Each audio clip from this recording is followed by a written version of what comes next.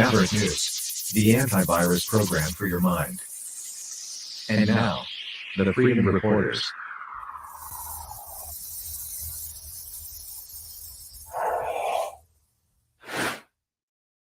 There she is. She's back. Hey, Rick. How are you doing tonight, Lori? I'm doing pretty good. How about yourself? I am just fine. Wow. Been So a much to talk very about. interesting week since we saw each other last. Yeah.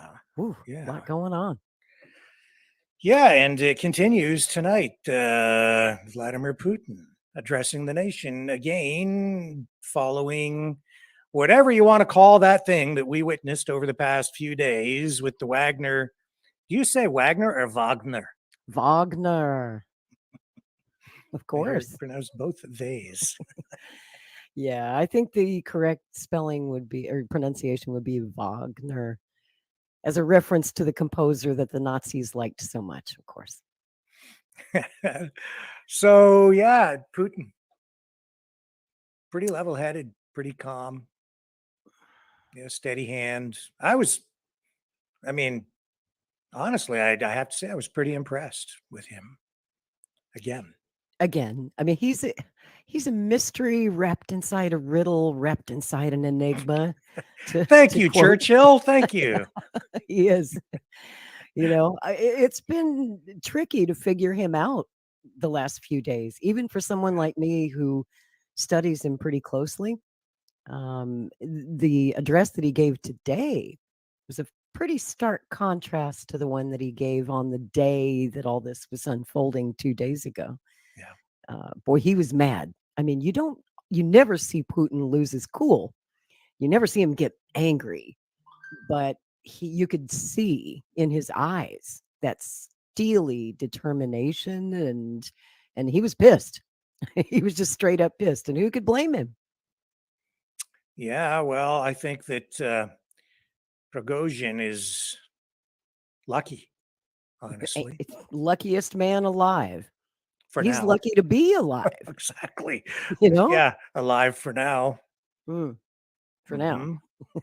He might find himself jumping from a balcony someplace soon. Stumbling in front of a train. Yeah, maybe. You never know. He's disappeared. Well, he did disappear for a while, but no, he's still mouthing off, isn't he? Yeah. He's got cojones. That guy. I'm telling you. After this, he'd be wise to just shut up. But no. I don't know. Maybe. I don't know what you do when you back yourself into a corner like that. Do you shut up, or do you double down, come out even stronger? I don't know what you do to protect yourself. So what is he doing? I haven't had a chance to catch up on the latest from him today. I don't know, because I've been following the Putin stuff, right, and listening to a lot of other people sort of analyze what, just find out what other people are thinking about it. And I'll tell you, the theories out there are all over the map. They are, truly.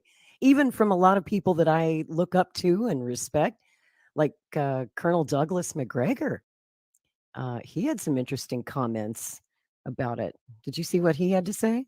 I did. He was on the mother of all talk shows with Mr. Galloway. That's right. I did watch that. I thought his analysis was interesting. Not what I expected to hear from Colonel McGregor at all.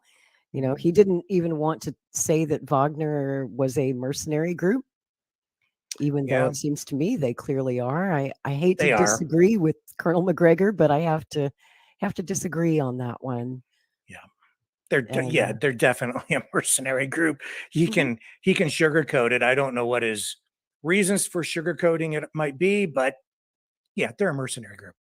Well, hopefully we'll get a chance to ask Colonel McGregor more. We're going to dig into that a bit more. He is scheduled to be on the show sometime this month here on Maverick News. We're just working on nailing down a date, but he's already said yes, and we're really looking forward to that. And boy, I've got a lot of questions. A lot of questions. Yeah. Hopefully he can explain that more. He's the guy with the experience. He's the authority. So I'm also looking forward to having a chat with him. Well, that's why I'm not so quick to dismiss what he said. It just kind of took me by surprise, and I'd like for him to dig a little deeper and explain that more. He also had an interesting take on the unfolding of events the last few days. Some things that I hadn't really considered. He made some interesting points. And I hope everyone will go watch that. That was on the mother of all talk shows with George Galloway Yeah. Sunday. Yeah. Yeah. He has quite a following. And he disagrees with Scott Ritter, who Yeah. actually said something very similar to what I said. Like, I came He out did. from the very beginning Right. and I said, probably some CIA involvement. They're probably manipulating things to some degree, not entirely, but they have to have their fingers in this someplace, trying to manipulate the situation and maybe even making Prigozhin an offer that maybe he found hard to refuse. I think that there's probably some psychological warfare going on with the Wagner forces, and maybe him directly, where they're feeding him information. I think that that attack on his troops was probably real, but I would not be surprised at all to find out at some point that it wasn't Russia attacking the Wagner forces. It was probably something initiated by the CIA and some, black ops thing to convince them that they were being attacked by Russia, to stir the pot, knowing full well that the defense minister Shoigu and Prigozhin don't get along, and he's got some issues with some of those other generals. So I think there's manipulation. I agree. I think that that attack on their camp was a false flag. I don't think Russia did it. More likely, our guys did that. Wouldn't surprise me at all. It's just what we do. And it would have been a way to, get Prigozhin all fired up. Obviously, he's going to be angry. And somehow they got him to believe that Russia did such a thing. It doesn't make any sense for Russia to attack the Wagner group like that and to kill their own men. It makes about as much sense as Putin bombing his own pipeline or, sabotaging his own dam or any of the other multitude of things he's been accused of. But it just doesn't add up. It doesn't make any sense. And, my personal theory is that I think that Putin set him straight, probably through intermediaries, as that attempted whatever it was, coup or whatever you want to call it, was unfolding the other day. When that convoy stopped outside of Moscow City, they were already in Moscow Oblast, but they had not yet crossed into the city limits. And I think something was probably put to them very clearly that we didn't attack your camp. And if you take one more step into Moscow, you're not going to like the way this turns out for you. Yeah. They were ready. Moscow had their troops ready in battle positions. If they had to defend the city, they were ready to do it. Thankfully, they put a stop to this before it escalated any further. And what do you make of these conflicting reports where we're hearing on the one hand that this was bloodless, that there were no casualties, but then also hearing that there were anywhere from 15 to 39 Russian soldiers killed in helicopter crashes or helicopters that were taken down by Wagner forces? Where do you land on that one? I saw a video of that were supposed to depict attacks on Wagner forces, but even when I saw them in real time, I was still skeptical, and I said, I don't know if that's real or not. And I didn't even run the video because in a situation like that, I thought there's so much propaganda and fake stuff going on. I'm trying to be extremely careful about anything I run or say. Right. A lot of this video is contradictory and confusing. And so you have to really look at the sources. Of course, we know it's also possible to manipulate videos and create fake AI. So while all that was going on and events were moving so quickly, it was very easy the other day to get fooled, get fooled by some fake news. You had to really do some due diligence before you went with something. And unfortunately, most journalists covering it the other day did not do that and ended up reporting some really wrong info. But our friend Ava Bartlett, who's actually over there reporting, has been a guest here on this show several times. On her Telegram, she had some pretty clear evidence that uh, those shoot downs were what we were being told. Just the opposite was true. And I tend to believe Ava Bartlett over the other sources that I saw. She has a Yeah. good track record of being correct and Yeah. honest. Yeah, and the other reason I'm thinking that those reports were not accurate is because they again are not consistent. Right. 15 here, 39 over there. Like Right? where's the truth? Where's the reality in it? Mm. I wasn't putting much stock in it. Which is why I haven't talked about it much. I was participating in a huge Twitter space while all this was going on. There's a guy named Mario Knopfel who hosts these big Twitter spaces, and it got bigger and bigger and bigger as the day went on. This thing went on for 20 hours, maybe the longest Twitter space in history. It started in the middle of the night, the previous night, and I stayed up all night as a guest on that Twitter space. Didn't get a chance to say much because there were so many people talking. I couldn't barely get a word in edgewise. But the panel of speakers there were a lot of pro-Ukrainian propagandists, guys like Malcolm Nance, for crying out loud. Lev Parnas was there. And I wouldn't trust a word that guy says as a source. So a lot of the sources that were participating in it were dubious, but we also had some good sources. We had my friend Tara Reid, who's in Moscow. She's stuck over there in Russia now and can't come home. But she was in Moscow as all this was happening. And she was also on that Twitter space, basically contradicting everything that these propagandists said. But there was so many lies and so much disinformation that was being fed to us in that fast moving situation. Now, you could say that, well, we just got it wrong.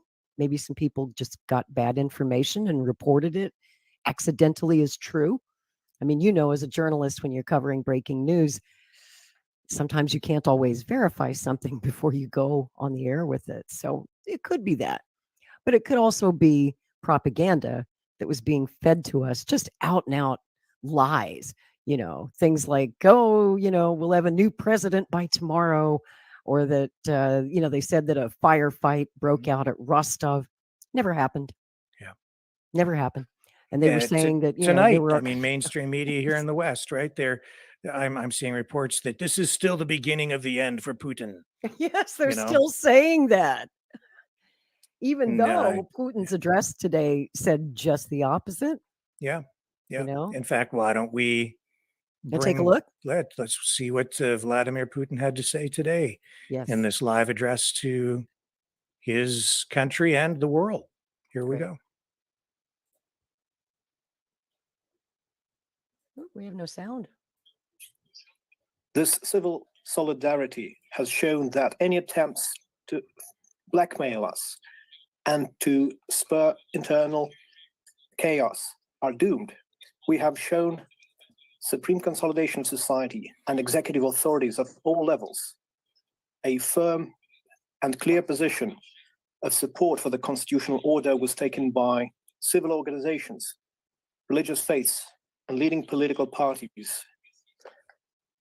Practically all Russian society, everyone were united by their sense of responsibility for the fate of the country. Since the very beginning of these events, all the necessary decisions to neutralize the threat were taken and to protect the constitutional order, lives, and safety of our citizens. The armed mutiny would have been suppressed in any case. Despite their loss of reason, the participants could not understand that, including the fact that they engaged in criminal actions splitting apart the country, which is now facing colossal external threats and pressures. When our comrades are dying at the front lines, holding on whatever the cost. But the mutineers betrayed their country, their people, and they betrayed those who they dragged into this affair, who they pushed to shoot at their comrades. It is this fratricide that the neo-Nazis in Kiev and their Western masters wanted to see, and the various traitors as well. They wanted to see Russian soldiers kill each other. They wanted to see Russian servicemen and civilians die, and ultimately to see Russia defeated and the Russian society split apart and in a bloodbath.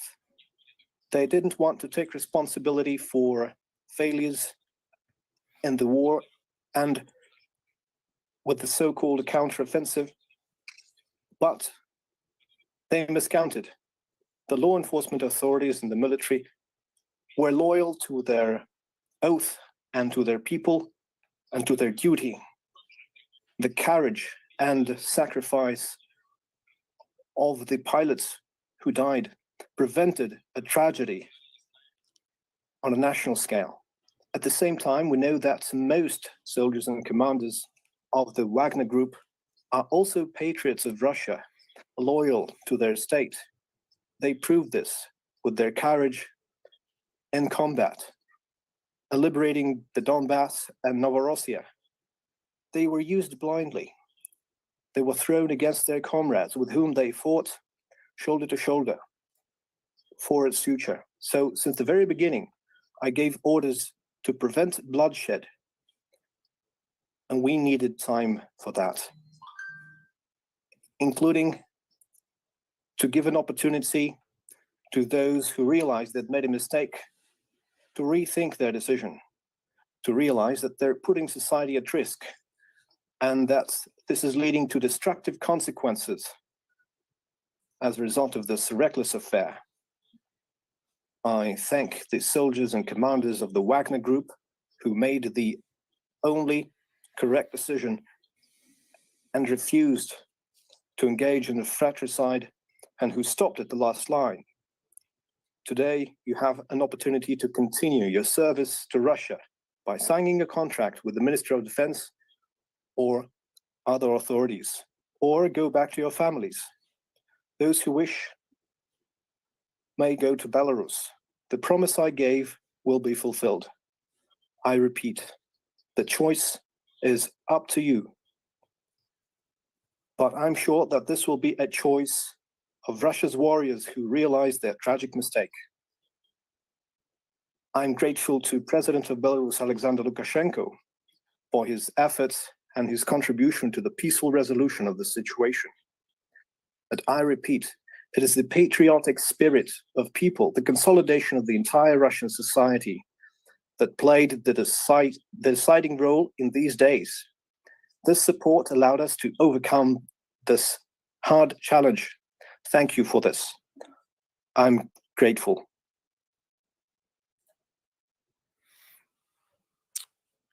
And again, a very level head and a steady hand at the wheel. He didn't overreact. As a result, I think that a lot of lives were saved in the end.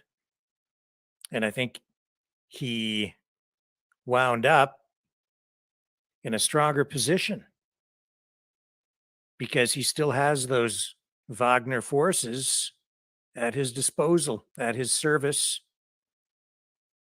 And a strange thing has kind of happened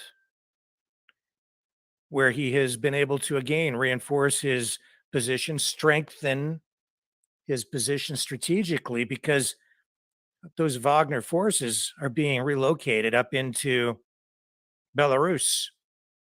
And when you combine those Wagner forces with the forces that are already there, he has, I think it's somewhere now around, well, he'll end up with about 70,000 troops, if I'm not mistaken. And Lori might correct me on this, but yeah, a much stronger force will be situated in Belarus, where they also have those tactical nuclear weapons stationed. But most importantly, that's only about 100 kilometers from Kiev.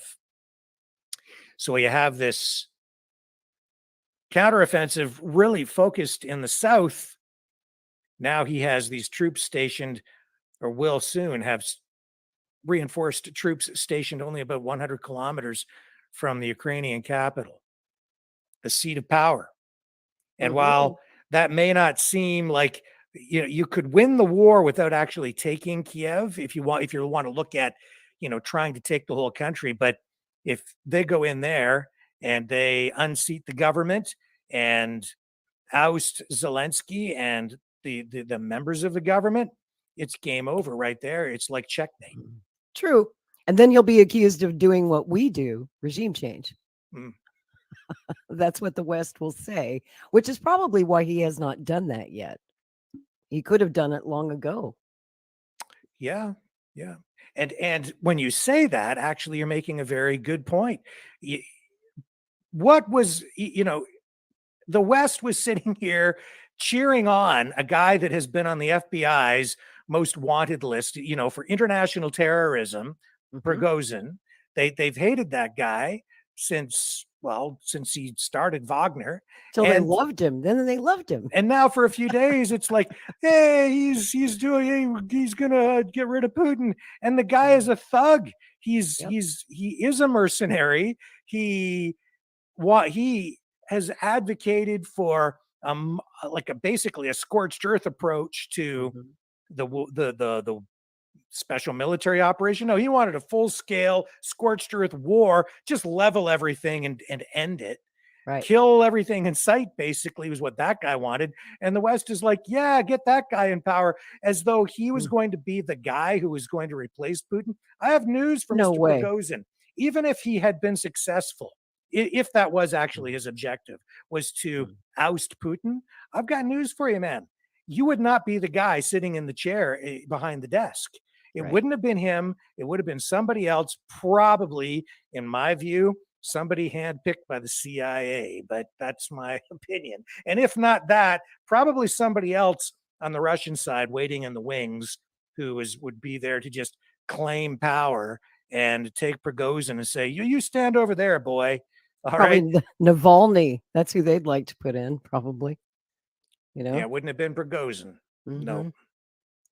No way. No way. That guy's a loose cannon. Yeah. Nobody wants him having access to the nuclear codes, including the West. Well, look what he just did. He got upset. Exactly. And then turned us, let's go to Moscow right now. And we're going to... and caused total uproar in the country, uproar around the world, embarrassed President Putin, embarrassed Russia, and caused all of this discord within the armed forces. Putin ain't going to stand for that. And no, I mean, he proved that he's a tough SOB, but he also proved that you can't trust him, especially with a gun. Or the nuclear codes. Exactly. If you can't trust him with what he's got, you think you should give him access to the big button? I don't think so. I'm honestly surprised that this man and his co-conspirators are not in prison. I am amazed that Putin was willing to give them clemency, amnesty. Except that it shows, strangely enough, you would think that a leader like Putin would want to make an example of someone like Prigozhin by punishing him. Right. But no, I think he did the really wise thing. He knows that Prigozhin is popular with a lot of Russians. He also knows that he needs those Wagner forces. He needs them.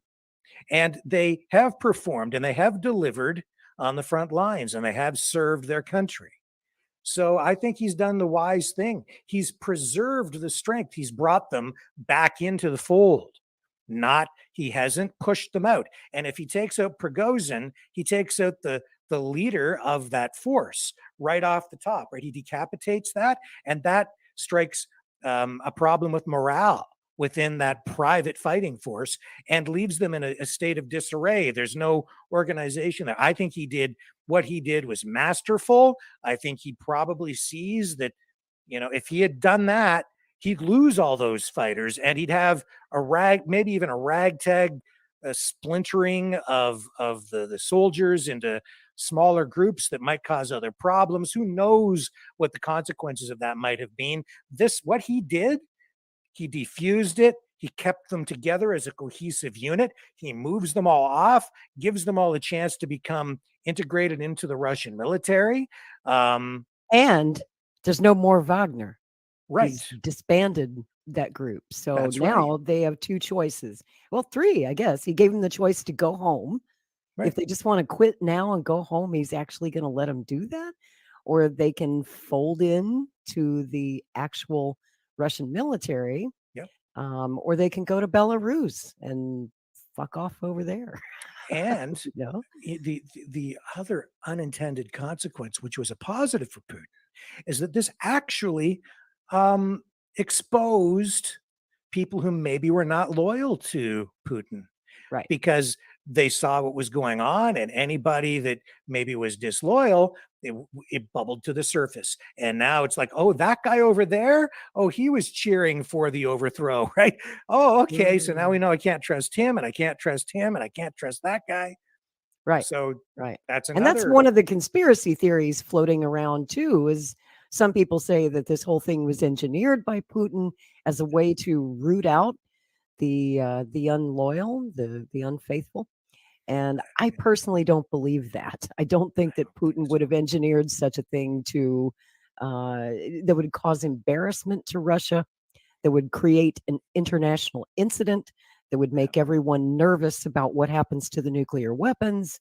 Even NATO quickly put out a statement while all that was going on saying, it wasn't us. We had nothing to do with it. Please don't nuke us. Literally. So everybody was real nervous for those several hours. I mean, we were live on Twitter Spaces. I was there for 17 hours. I'm still tired. I'm still worn out trying to catch up on sleep after that marathon.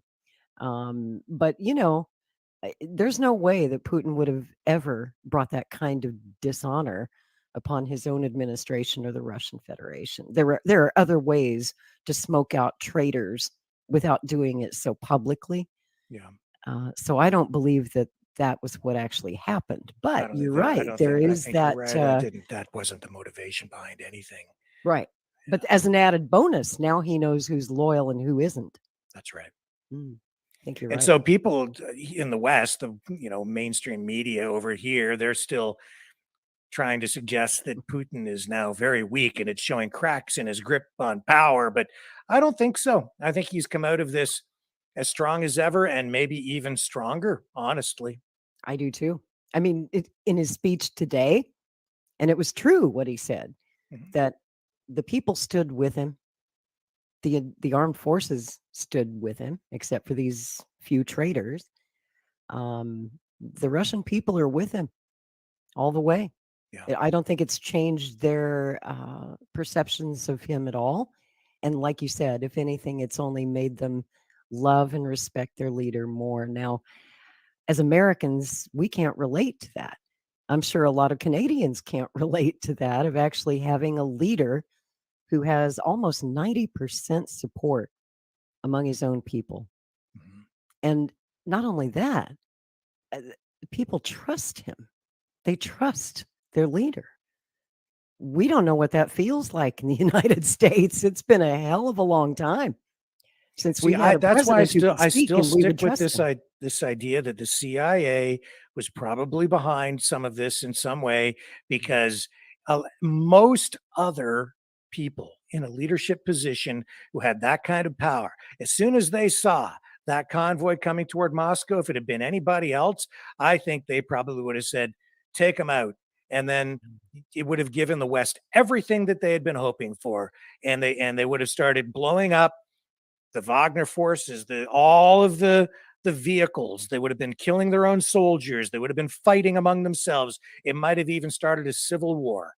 That's what they were hoping. Yeah.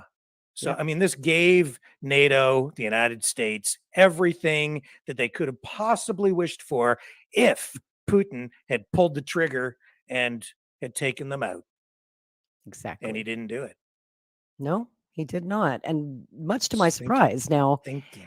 had this been the old Soviet Union, had he been Joseph Stalin, those boys would be in the gulag.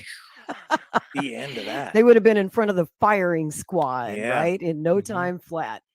So it shows you that once again, Putin has shown incredible restraint. Was pretty humane about the whole thing. Oh, yeah. I mean, compare Putin's response to the way Joe Biden and the Democrats have reacted to J6. Exactly, man. What do you mean? Exactly. There's a guy in a Chewbacca outfit and he wants in the building? Arrest them all. And lock them up for the rest of their lives. That's right. Yeah. That's So what who's we the would have done. authoritarian? Now, who's the authoritarian? Mhm. It's pretty clear. You know what Joe Biden would have done. Exactly Yeah. what you just said. That's what he Yeah. would have done. Yeah. But some might say that Putin is being too nice about this. But believe me, if these guys cause any more trouble, he's not going to be so nice. Yeah. And He's warned them. I still think Prigozhin's in a little bit of trouble in the Right. long run. Just not immediately, but Well, it's sometime, betrayal. somewhere down the road, That in was the not too total distant betrayal. future. Yes. And mind you, he and Putin have been friends on and off for Mhm. more than 20 years. He used to be Putin's personal chef. Yep. And when you're someone's personal chef, you get to overhear a lot of dinner table conversation that's private. So you have to trust whoever's cooking for you a lot, right? Yeah. And some people say, another theory floating around is that maybe Prigozhin survived this because he had some blackmail on Putin. Little mutual understanding may have been reached. Who knows? It's possible. It's possible. 20-year friendship, you pick up a lot of just think intel. that Putin is a cool customer. I He just think is. he's just kept a level head. He looked at it from, an aerial view, got the big picture and said, you know what?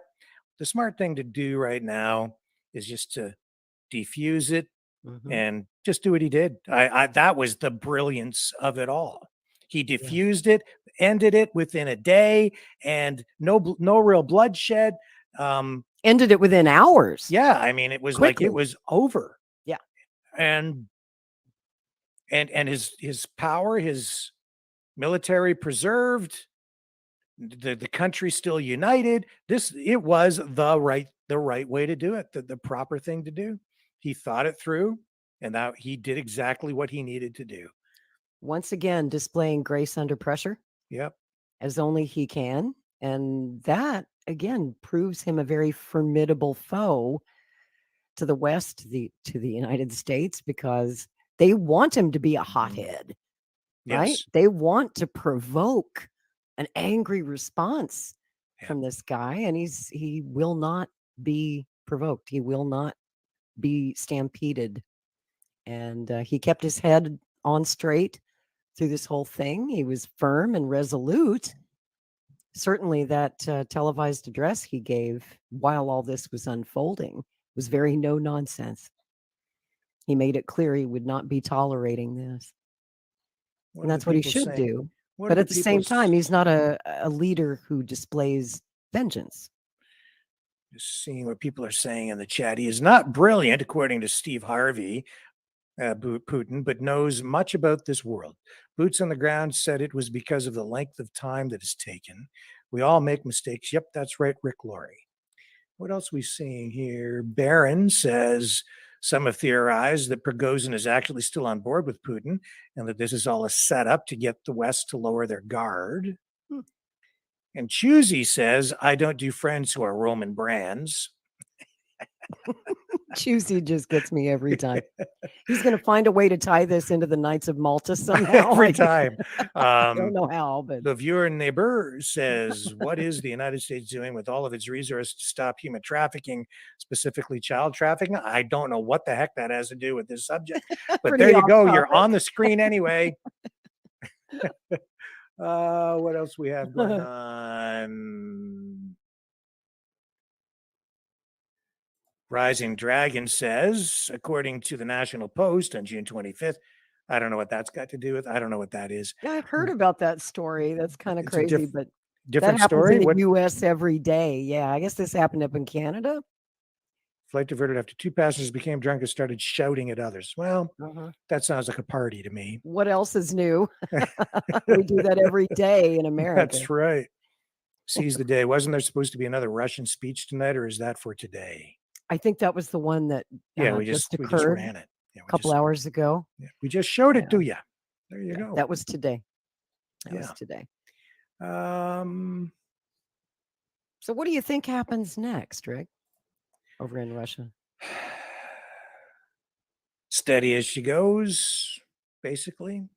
They, I think that they just bring in reinforcements to make sure that any holes that might have been or soft spots that might have been left open, they fill those in to prevent the Ukrainian counteroffensive from gaining any traction, and they just proceed as planned and Do do you what they're think going that to there do. will be any retribution against Ukraine? I mean, there's all this speculation now that they're basically 100 kilometers from Kiev. A lot of people are saying, "Look out." Do you think that'll happen? I have no idea. Yeah. I can't sit Nobody here and wants make to that answer that prediction. I question. don't know. Yeah. Even Scott Ritter didn't want to go there. Is that right? Well, Yeah.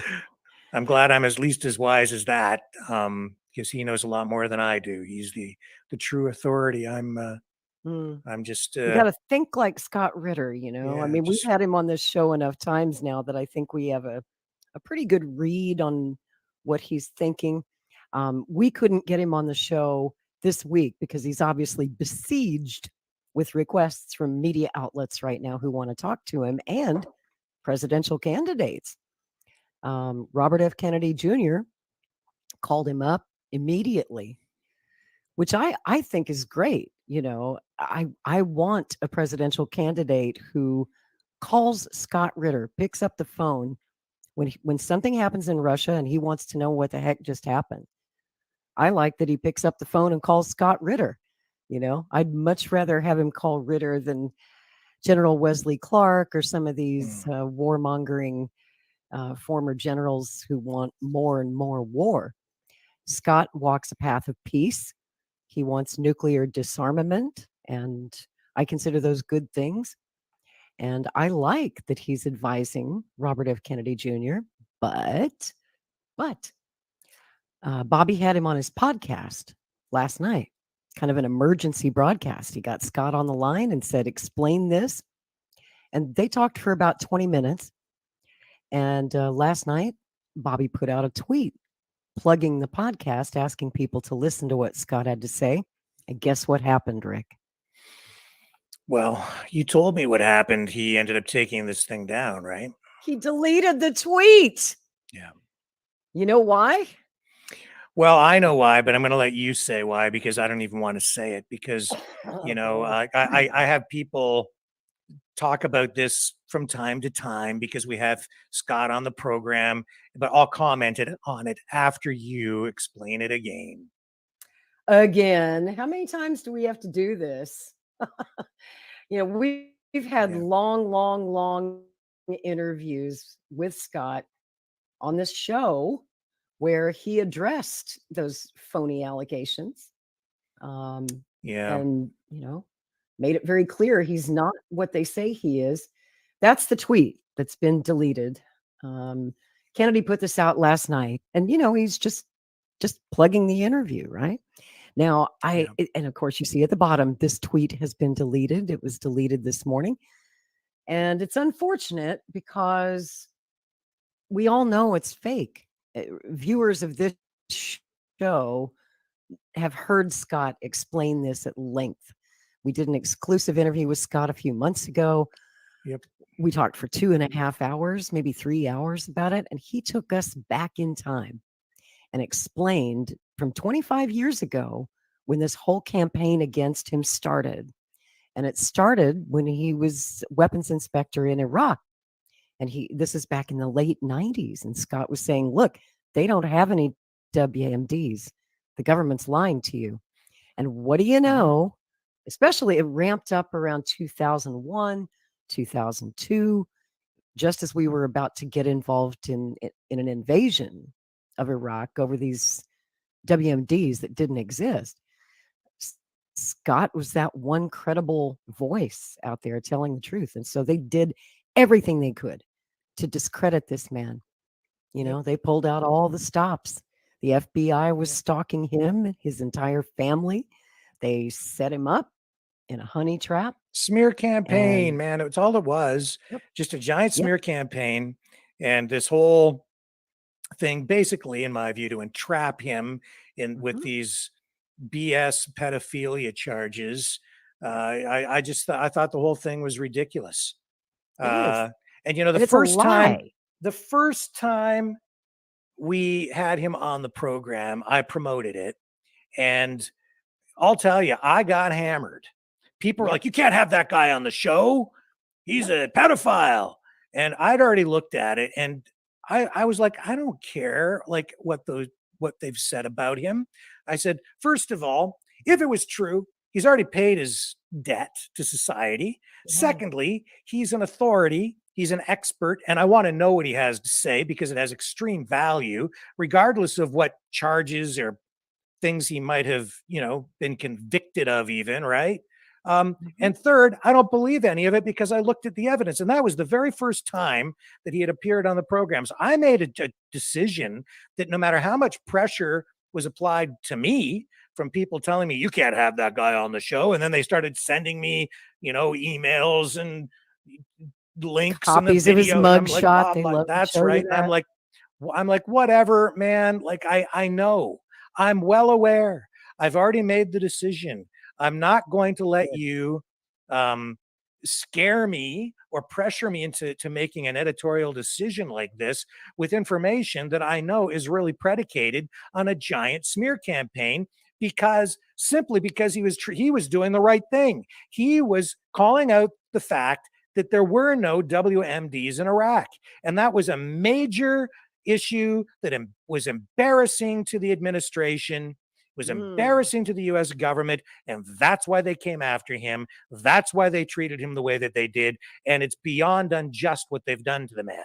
So I'm like, he's coming on the show, and have at it. Like, smear me if you want, but this is the right thing to do, and we're lucky to have him on the show. We're lucky to have him share his expertise, and what he has to say is of extreme value. So I stood my ground and made the decision, and he's been on a few times since then, and I'm grateful every time he gives us even a minute of his time, because I'm just a little guy. This podcast live stream news program is not seen by as many people as some of the larger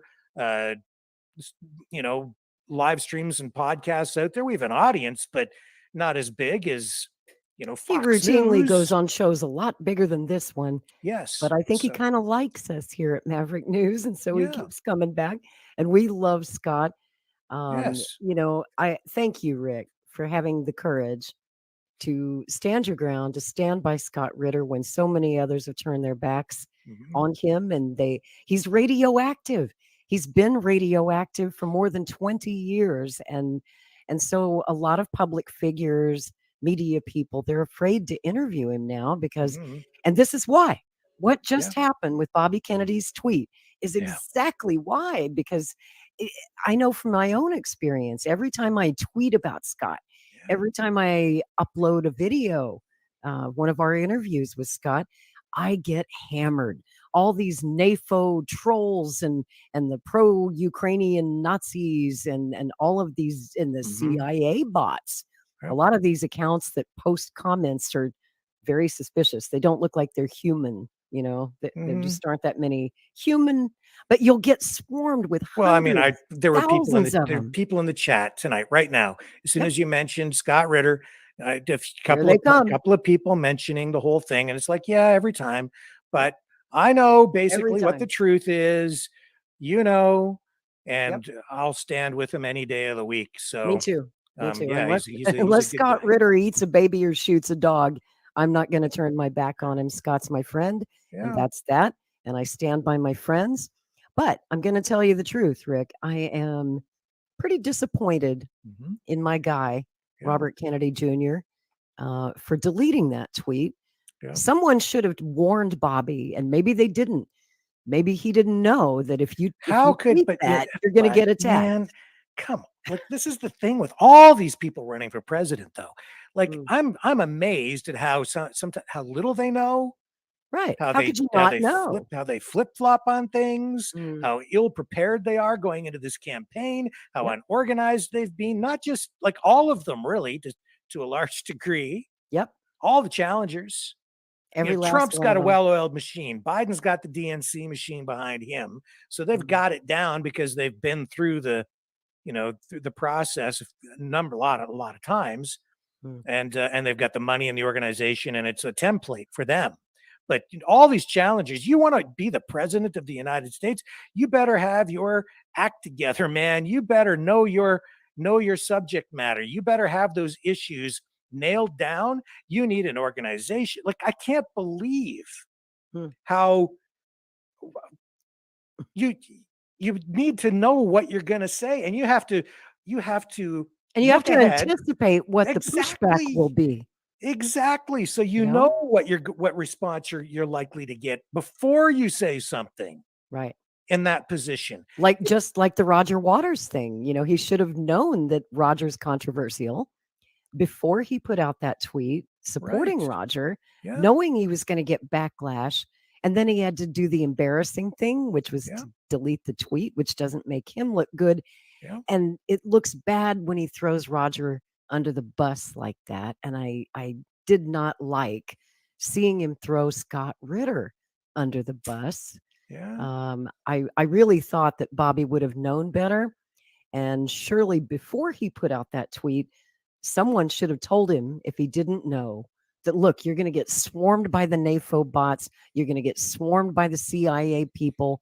You know, they're going to try and embarrass you for having anything to do with Scott Ritter. It's just to be expected. All of Scott's friends know this. Bobby you should have known that. So you either just stay away from it altogether, which would That's right. really be the wise thing to do. No. But if you do run over No. there and engage in a conversation like that and you post it, then you need to stand by it, because it Yes. makes you look weak, Mhm. indecisive, ill-informed, And easily manipulated. exactly, and it makes you look cowardly. Right.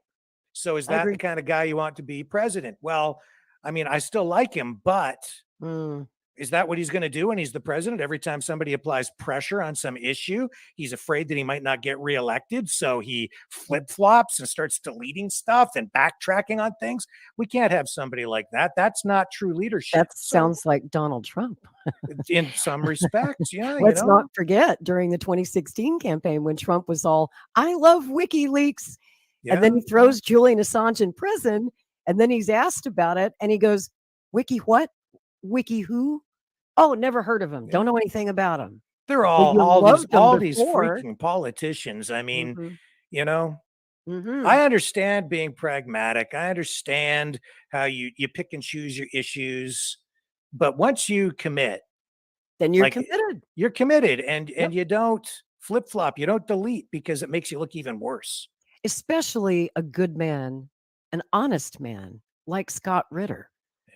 You know, Scott will not lie to you. That's why I love him. Scott has never once lied to the American people, and he's never lied to me.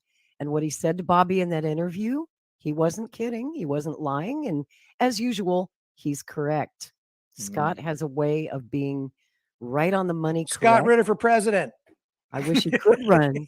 And you know, he would. I mean, I think that Scott probably would have run for US Senate or Congress or maybe even president had it not been for this honey trap that they ensnared him in 20 years ago, which has now ruined his chances of ever holding elected office. But I don't know. I don't know, want to man. see I him- mean, you want to talk about indiscretion and inappropriate behavior. Look at what Biden did with Tara Reid. Look There at you go. look at all the charges against various candidates from Mhm. Donald you know, Trump. that's right. I mean, How many women have sued him, right? so I mean, come on. Hmm. It seems And to me like the it's like a prerequisite to getting elected is to be a jerk, or a coward, coward. Yeah. right? And you know, Bobby's no coward. You know, and I know it takes guts to get up there and say what he said in his speech in Boston, in every speech that he gives. I mean, he's declared war on the deep state, at least verbally. But what bothers me and concerns me is when he has a guy like Scott Ritter on his show, right? And then backs away from it, deletes that tweet, and gives in, caves when he's under pressure. How are you supposed to fight the deep state when it's the deep state that's gone after Scott Ritter? And you need to stand by that man, Bobby Kennedy, if you're out there listening. Scott Ritter never hurt anybody. Scott Ritter hasn't done one thing wrong. And what he did do wrong in that chat room 20 years ago is a matter between him and his wife, period. It's none of our business. And I want to say something to all of our Maverick viewers out there who might still believe this big lie, because there's a huge propaganda campaign out there. I can't blame you if you fell for it, if you got snookered, if you fell for that, because obviously pedophilia is bad. We oppose it. We're not defending it. What I'm telling you is, if you missed the first time we talked about this with Scott Ritter, if maybe you missed the second time we talked about this with Scott Ritter, or the third time, if you have missed that whole story somehow, I'm here to tell you folks that there were no underage girls ever, ever, ever involved. And Ever. to It get was an into that chat undercover room, cop, a male adult cop, entrapping him in a chat room. How many times do we have to say this? well, How to many get times does into the Scott chat have to room, say you it? had to Verify your confirm, age. verify your age. So anybody in there was supposed to be verified as an adult. And So one of the two parties was lying about their age, and it wasn't Scott. right, Mhm. and it was an adult. It was an adult, so they weren't really lying. They were over 18. And Scott so never the laid a whole- hand on any underage girls, period. That's it. So That's it. They lie about him. So please pull your head out anyway, if you believe that crap anyway. enough talk about it, because it's not even worth. Well, I it mean, is. I don't even want to talk about it, because it just No. gives more, attention to something that we've already Yeah. addressed. We know it's not true. And Agreed. it's just unfortunate that Mr. Well, I'll tell Kennedy. you what I will do. I'll tell you what I will do. Yeah. All of those interviews that we did with Scott about this in the past, they were posted to my YouTube channel. And I edited them so that we just got right to the point and right to the question instead of the whole 3 hours. Most people aren't going to sit through 3 hours. So I got right to the meat of it, and I posted those videos. But as you well know, my old YouTube channel recently got banned, and I lost all those videos in the archives. So I'm so darn mad about this. I'm going to find those videos tonight. I'm going to upload them again. And if you're subscribed to me on Rumble or on my new YouTube channel, Strange Bedfellows Podcast here on YouTube, if you were subscribed to me before, you'll have to resubscribe. This is a new channel. I'm going to upload those tonight. So they will be up. And if you still think that Scott Ritter ever hurt a child, I encourage you to please watch those videos, share them, tell your friends that he is not guilty of those charges. I think that those videos need to come back. Obviously, it has to be said, has to be explained yet again. And I'm going to make darn sure that Bobby Kennedy gets a copy of those as well, so that if he has not yet heard Scott's side of the story, that he will. Sure. And I encourage people, while you still can, hurry up and go listen to that podcast. Bobby deleted the tweet, but he has not taken down his podcast, the actual interview with Scott Ritter. So if you're interested in Scott's take on what just happened in Russia, you can find it on Spotify, Apple Podcasts, all these various platforms. At least for now, it's still up. Now that could change. It may disappear, but it's up still right now if you want to go listen. And it was really good. It was great. And Yvonne wants to know what's happened to Fred the freedom fish. Fred is alive and well, and I was going to put him on the show But I'm here tonight, today. but Laurie's here, and actually, what was going on is I left the light on in Fred's aquatic country overnight, and he was hiding down behind the freedom truck. So I thought, he's probably needs sleep. So I turned the light out, and I'm not making him work tonight. But he's over there. He's alive. He looked a little sleepy, so I turned out the Oh, light, and I thought we'll give him a little shut eye. hard to sleep with a big bright light shining on you. It is. Oh. I try to be super nice to him because it's a big LED light on the canopy of the aquarium. And I thought, who the hell wants to live under the blazing? I mean, we saw what happened yesterday with the UV radiation from the climate change sun and the effect it's See what having on that did to your canines, poor turning them dog? vicious, right? Yeah, Cosmo flipped out. Climate change made him go crazy. Yeah. Yeah, he Oh, went that was really hilarious. nuts. He really went really nuts and stole another sock today. Took What's that wrong into with the that kitchen. boy? I don't know. What's wrong with that dog? Yeah, He wasn't always like this. yeah, he was. Oh, was he? I see. He's always been a little crazy. But all animals are a little crazy. I just don't want him Yeah. to bite your arm off and you come back to work with a bloody stump where your hand used to be. No, he was that was just him playing. Yeah, that's play. Yeah. He thinks you're a big giant chew toy. Yes, he does. It's a bit of a problem. Well, my cats think I'm a big chew toy too, but thankfully their teeth are a lot smaller than Cosmo's because they put the hurt on me sometimes. Yeah. So, what else are we talking about tonight? Well, speaking of RFK Jr., I brought a little video you guys might want to see of a town hall meeting that he did in New Hampshire a few days back. You probably didn't get to see it if you live in Canada because it was broadcast only on a local station there, WMUR TV. And they had him in for an hour. And, they asked him about some policy things that you probably have not heard him talk about yet. And it was really good. So I wanted to bring you a little excerpt from this town hall meeting with Bobby Kennedy. Obviously, we can't play the whole thing because it was like an hour and a half. But I wanted to show you a little bit of this and see what you think about his answer to this question. Karen, thank you for taking my question. Our world is really a mess. Our country is a mess. People are angry and hurting each other. And so my question to you is, unite us as Americans.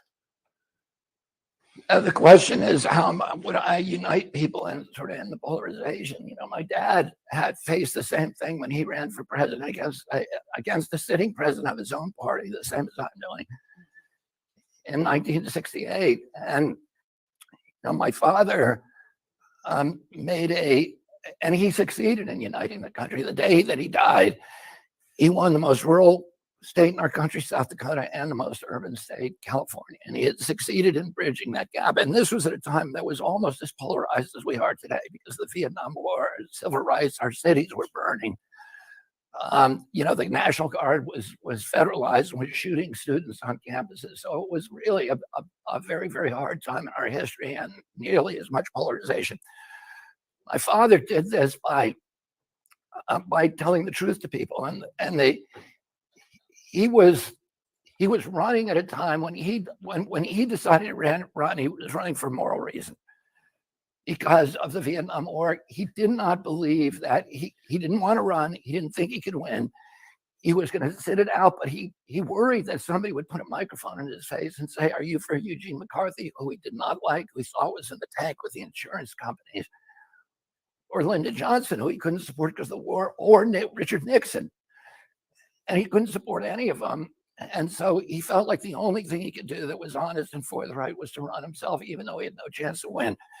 He'd run his brother's campaign 8 years before. And but then they had the unions on their side. They had the big city mayors. They had the liberal newspapers like the New York Times. All of those were against my father. The only unions he had was the UAW and the Cesar Chavez United Farm Workers. And all the people who had been with him when he ran the first time and had gone into the new frontier were now working for Johnson. So he was really alone when he decided to run. And it freed him to tell the truth to people. So when he went to Creighton University in Indiana, and the students say, "Are you going to preserve our draft deferments?" McCarthy said, "Yeah." He said, "No, I'm not, because 45% of the paratroopers in Vietnam are Black. And it's unfair. I can get my kids into college and get the deferment. And it's unfair and wrong in our country that our wars are being fought by Black kids who can't get to buy that deferment." And he was booed. And he said, "How does that sit with your Catholic values?" And he engaged him in that discussion. In the end, he was given a standing ovation when he went to the Indiana Medical School. The students asked him, "Who's going to pay for your health care?" And he said, "You are." And they booed him. By the end of that conversation, they were applauding him. When he went to Watts, which was on fire, he talked to them about the importance of abiding by the law, which was not a popular thing, in those communities. When he went to the University of Alabama, which he had forcibly integrated 5 years before by federalizing the National Guard, sending 18,000 troops down there, he talked about civil rights. He was given a standing ovation. When I was with him when he died in Los Angeles, and we brought him back to New York to wake him at St. Patrick's Cathedral, and then we took him on this ride from Penn Station in Manhattan to Union Station in Washington, D.C. It was supposed to be a 2.5-hour ride. It was 7.5 hours because there were 2.5 million people on that train track, and they were the entire cross-section of the American experience. When we went through the urban train stations that crawled through at 2 miles an hour, through Newark, Trenton, Wilmington, Baltimore, there were Black faces, tens of thousands of them, singing the Battle Hymn of the Republic.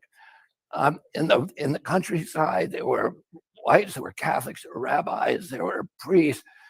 I remember 7 nuns standing in the back of a pickup truck right outside of Wilmington, waving their rosaries at us when I passed. Little leaguers standing at attention, Boy Scouts, and it was the cross section of the American experience. And I remember 4 years later reading. I was going to college by then. And I was reading demographic data from that election from 1972. Where George McGovern had run, who was aligned with my father on every issue. And what this data showed is that those white people who had lined that track to say goodbye to my dad and who had supported him in the election, 4 years later were not supporting George McGovern, who was aligned with my dad on everything. Instead, they were supporting George Wallace, who was antithetical to everything my father believed in. He was a racist, a bigot, a segregationist. And it occurred to me then, and it has struck me many times since, that every nation, like every individual, has a darker side and a lighter side, and that the easiest thing for a politician to do is to appeal to our bigotry and our hatred and our anger and our greed and xenophobia and tribalism. And that my father tried to do something different, which is to appeal to our populist impulses and instincts, do it by finding our better natures, by getting us to step outside of our own narrow self-interest, to transcend that and to see ourselves as part of a larger community, part of this kind of noble experiment in, the American experiment in self-governance, and to help us find a hero in each of us and take the risks that it takes to stand up for something, for a community that may not look all like you, and to avoid the seduction of the notion that we can advance ourselves as a people by leaving our poor brothers and sisters behind. And he was able to do that, and he did it successfully.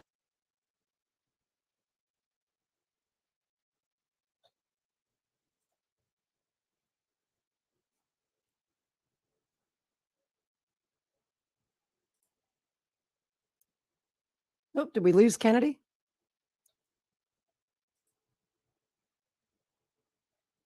Where'd he go? Oops, hang on a second here. What happened? I The think we're in community. the wrong window. There we And, go. Yes, I had that sir. queued up for ways later. by focusing not on Oh, I see. the issues that keep us apart, but There you go. on the values that unite us, that we have in common. To run a campaign that focuses on those values and focuses on solutions that are going to work for everybody, rather than the narrow tribalistic solutions that have been part of the debate so far. And that's why I don't take the easy, democratic answer on gun control, because it hasn't worked so far. It just hasn't worked. It's just divided us. But what's the thing we have in common? We all want to protect our children. So let's figure out a way to do that that doesn't impede on somebody's deeply held values, other Americans' deeply held values. And if we start trusting each other again, maybe ultimately we can get gun control, sensible, common sense gun control through consensus, other than forcing it down people's throats. So that's what I hope to do with my campaign.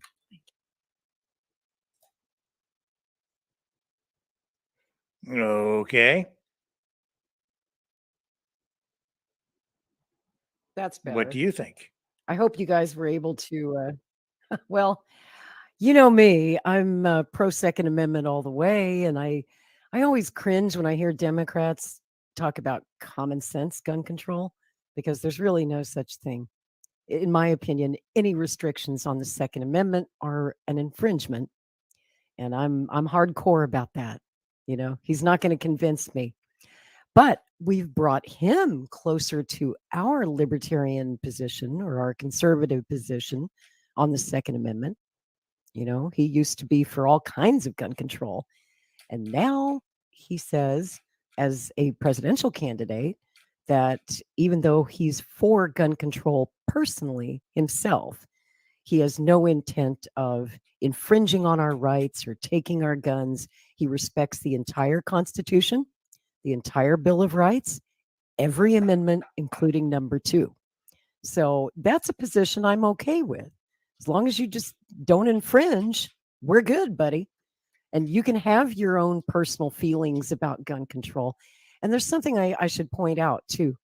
The first federal gun control act that was ever passed in the United States was passed in 1968. The Gun Control Act of 1968 was passed by Lyndon Johnson and that Congress right after the murder of his father. And his father's murder is the reason that we got the first National Gun Control Act. There was his father's murder in June of 68. 2 months prior to that, Dr. King was killed in Memphis in April. So, and then a year before that, you might recall the UT Tower shootings at the University of Texas at Austin, where a crazed gunman climbed up a big tower with a shotgun and killed 15 students. That was one of our first big mass shootings in the United States. We'd never seen anything like it before, and it terrified everyone. And that was when, for the first time, we really started to have a national conversation about guns. And of course, everyone's emotional response was to blame the gun instead of the crazy guy who climbed the tower and shot all those people, or the person who shot MLK, or the person who shot RFK. Everyone's reaction was, well, we have to do something about guns. And that's been the Democrats' response ever since. But as Bobby said in that town hall the other night, the simple Democrat position of taking away guns is not the answer. It's not the problem. And as he pointed out, we've had guns in this country since the beginning of the country. And there are good reasons why the Second Amendment is in our Constitution. He does understand that. At least now he does. So I hope that he doesn't try to back up off of that as president and start putting some common sense gun control measures out there, because that would be a deal breaker for me and for a lot of voters. I hope he's not just telling us what he thinks we want to hear. He better mean it. Well, his track record on flip-flopping hasn't been very good this week. True that. Or last week, or the week before that. It seems he's still susceptible to pressure and manipulation. Yep. Yeah. And this issue, it's not going to be solved that easily. No, we've been fighting about it in the States for, well, almost 60 years now, since the Gun Control Act of 1968. And it's something that we still have not resolved, but at least Bobby is the only politician or candidate for president that I've ever heard who's actually pointing at psychotropic medications as having a role in these mass shootings that we're seeing. I mean, I'm pro Second Amendment, but I also do not like seeing this outburst of crazy gun violence in our country. It's out of control. It must be stopped. But the answer is not taking away guns. That only takes guns away from innocent people who are then left defenseless to criminals. Criminals don't obey gun control laws, guys. But, law-abiding citizens would be giving up their guns, leaving them vulnerable to violence against them. So, that's right. I still believe that the only way to stop a bad guy with a gun is a good guy with a gun. And I've seen it happen time and time again. That's how you stop them. And to address the larger problem that we have here in the U.S., I truly believe that there's a medication factor that no one wants to talk about, because all of these politicians and the press are beholden to big pharma. Yeah. It's sort of like that recent conversation you had with Phil Hartman's brother about his death, his murder by his wife, who was on Zoloft. Yep. Lost her mind. And then she shot her husband and shot herself. And, even when you read the inserts of these drugs that are supposed to keep you calm, if you read the fine print, you see a lot of, this may cause suicidal ideations. This may cause homicidal thoughts. This stuff can cause you to flip out. Yeah, and I'm flipping out because Gina's pointing out that people are not hitting the like button tonight. Oh, no. So hit the like button, folks. Hit the like button. Come on. Help us out here. Yeah, everybody's like against button. us at YouTube. We got the algorithm fighting us. We got the censors fighting us. If you want to drive them crazy at YouTube, just tell them how much you like the channel. There you go. Like, share. It's one of the few ways that we can still fight back against the algorithmic suppression of our channel. Yeah. When you like a video or you comment or share it, that's something that the YouTube algorithm kind of takes note of. Yeah. So please help us out with a like. That's right, Mario. Just hit it. Just hit do it. Just do it. Do it, man. So yeah, I still support Robert F. Kennedy Jr. I still think he's the best man for the job. No candidate is perfect. That's for sure. I still say he's a lot better than the other options that we have.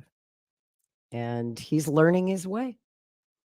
And, I hope that See how the campaign goes. I hope he listens to the backlash when he does do something that, like he did today, deleting that tweet with Scott Ritter.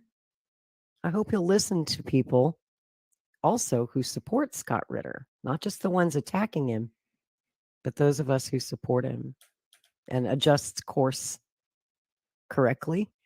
I was kind of hoping to see Scott Ritter as his Secretary of Defense, maybe, or national security, or just an advisor to a Kennedy administration.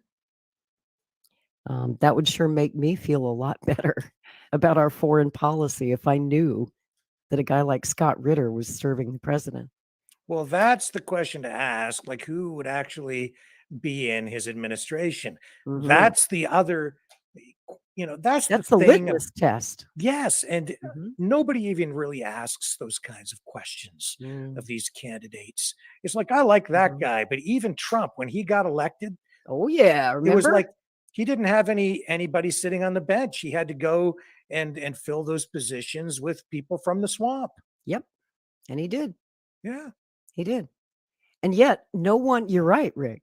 Journalists were not asking about that during the campaign. Mhm. Usually, they don't ask those questions until after the guy wins the election. Yeah. Then they start asking, "Who would you put in your cabinet?" Mhm. And the same thing happened with Obama. Obama sold us a bill of goods to get elected. And as Oh, soon as he got speaking of elected, yeah, who did he just pack his cabinet with? and just a quick mention, that reminds me, because Obama's campaign slogan was one word, hope, Hope. which is not a plan, by the way, but it was hope. You know who else is using hope as a campaign slogan? Olivia Chow, mayoral candidate in Toronto. And tonight is election day / night in Toronto, where Right. they're having a by-election. So I'm keeping an eye on it. The polls are still open. And we will bring you election results later on in the evening. What time do the So- polls close up there? I think probably 8 o'clock, Eastern maybe time? 9. I'm not sure. Yeah. 8 or 9 o'clock they'll close, and then we should have results pretty quickly after that. For You think so? You don't think this is going to be a close race? Is Olivia Chow clearly in the lead? According to the polls, I think it's probably about a 3-way race. Depends on how the vote gets split. She's the front runner and seems to have a pretty substantial lead in the polls. So if you're believing the polls, she's probably the person. We'll see. Ontario's premier, Doug Ford, doesn't like her. He's advised people not to vote for her. The other strange thing, and this is sort of a sidebar, there used to be laws about covering election night or day. In the past, if you were on television or radio, you were not allowed to even mention the names of candidates when the polls are open. There were laws against it because they You didn't couldn't want even people to say be their influenced. names, huh? No, you couldn't even talk about them. You could say that there was an Wow. election on, but if you were doing a new broadcast, like on the news or anything, you couldn't mention their names. Interesting. It was because they didn't want people influenced, right? And a lot of those regulations, those laws were put into place for national elections because in Canada, of course, we have multiple time zones. And so they would have like blackout periods so that, they just don't want people influenced by media when they're going to the polls. You couldn't run advertising on election day, things like that. But with social media, people are out there just posting all kinds of stuff today, right? Around that Yeah. election and all other Yeah. elections. So all of that, those old rules have kind of gone out the window. They don't really apply. We had similar, not that we couldn't talk about the candidates or report on them on election day, but our rules have changed through the years as, our media was caught a few times in the past calling elections too early. Because polls were still open out on the West Coast. Right. And, they were calling the election before the polls were even closed, which of course would influence voters on the West Coast not to go vote because what's the point? Right. The guy already won. Right. And that goes all the way back to 1980 when Ronald Reagan won in a landslide. Same issue here in Canada. But, we weren't restricted from talking about the candidates. I guess that's where your law is a little different from ours, but we It has can't make been, any yeah. projections until after the polls have closed across the country now, Yeah. which is I good. when I was running a college, helping to run a college radio station, I was the public affairs director back in those days. And so I organized all the election coverage one year. And so I had to select people to, for all the different positions for election night coverage. The guy who was anchoring the broadcast, he um, started to blurt out names. We went on the air before the polls closed, and I had to reach over and actually put my hand over his mouth. No way. I did, yeah. I was afraid that the college radio station was going to be reprimanded. Anyway, we didn't get into it. Well, at least you didn't pull the plug and just take him off the air. We were just a bunch of kids, just doing our best. Yeah, that's it. Those are the good old days. I'll tell you a funny screw up story from my youth. My first year, I was as a journalist, I was anchoring the afternoon news on a radio station here in Oklahoma. And this is how old I am, folks. This was back during the Iran-Contra scandal. Yeah, I'm that old. I remember it well, reported on it every day. And you remember Oliver North, right, who played a key role in that scandal.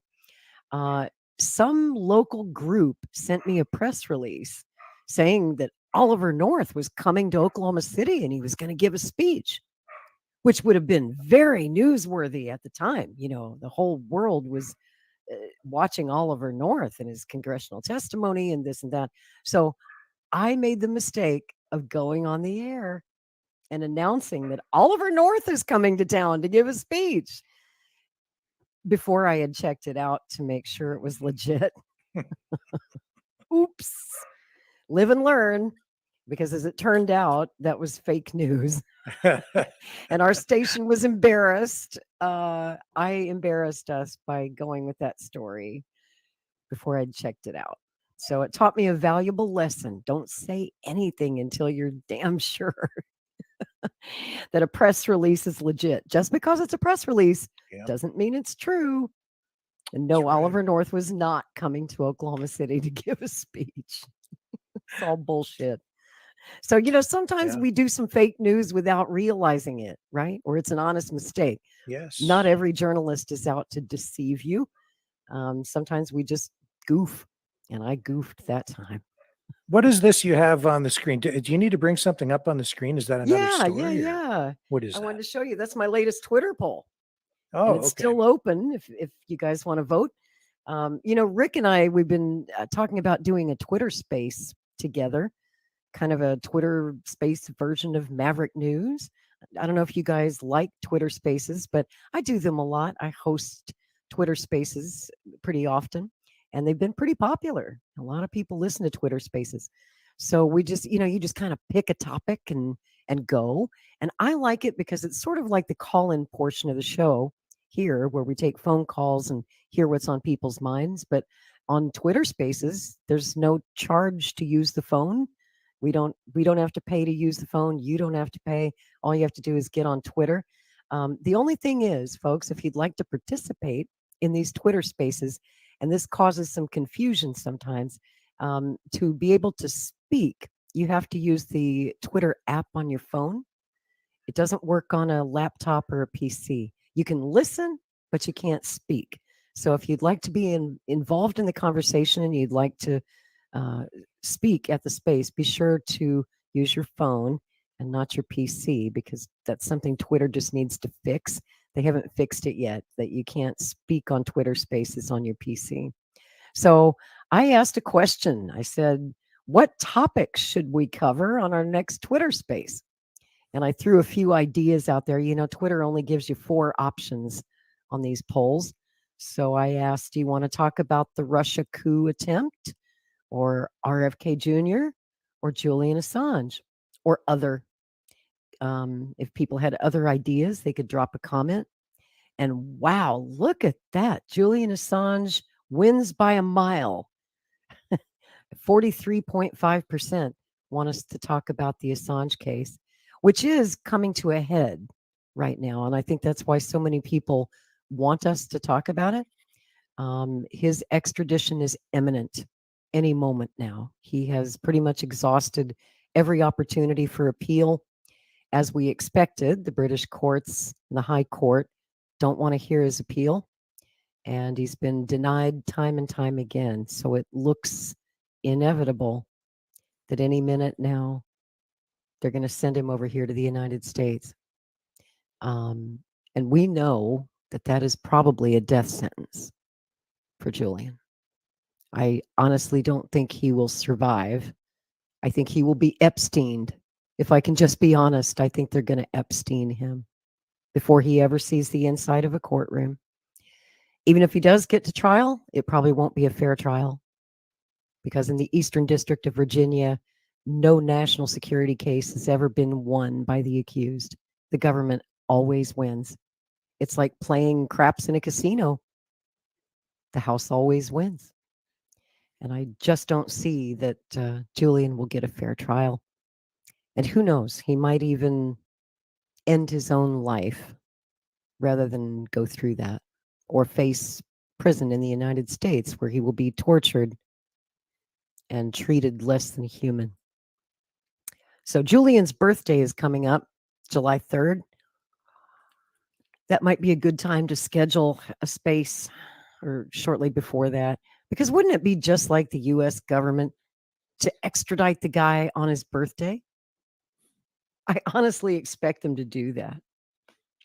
And of course, that's going to separate him from his wife, Stella, and their children, who come to visit him all the time at Belmarsh Prison. But they live in the UK. I don't know if they're going to relocate to the US. I would fear for their safety in the United States. I honestly don't know if his wife and kids would be safe living here. So looks like RFK Jr. was a close second in the poll. And to my surprise, the Russia situation came in pretty distant third. What is that? It's a bird. This is Leo. It's a bird. It's a He's- plane. He saved a life today. Aw. He was asking me to find this, so I finally found the video. He's asking me to run this. Oh, he saved a bird. Thank you, Guess so. Leo. Check this out.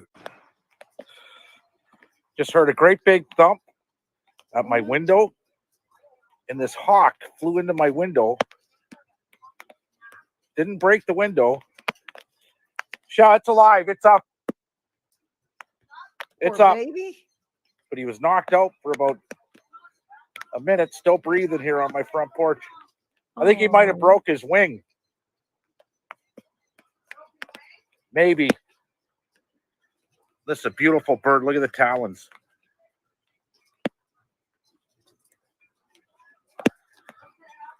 Just a baby. Does anybody know anybody bird sanctuary or something? I'm gonna try your wildlife and like There used to Hopefully be he's a all right. bird Look at my rescue window. operation It's flat. not far from me here. I don't know if they're still in operation or not. Poor guy. Okay, so he's alive. He's just stunned for a minute. Hopefully he didn't break a wing.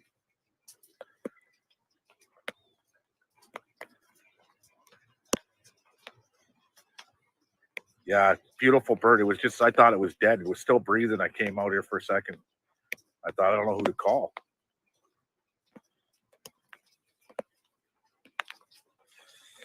Well, you're going to get some free food around here, bird. My wife loves animals.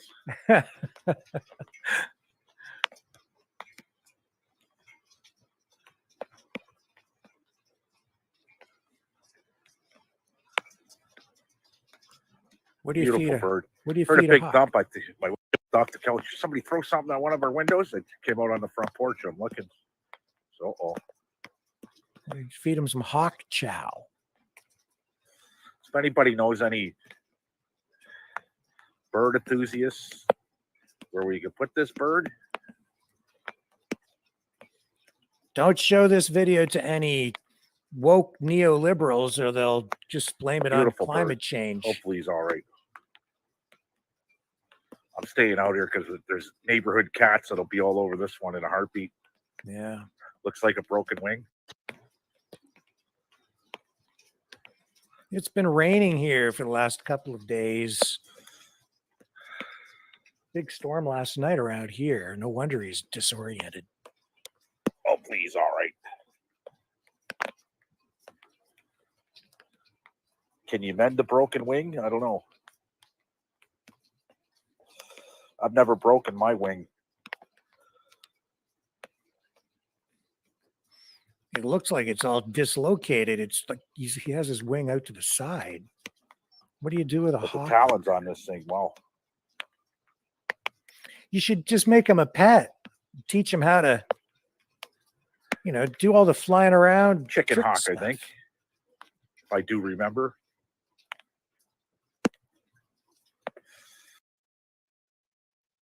Call Wings. Is that a real place? Call Wings?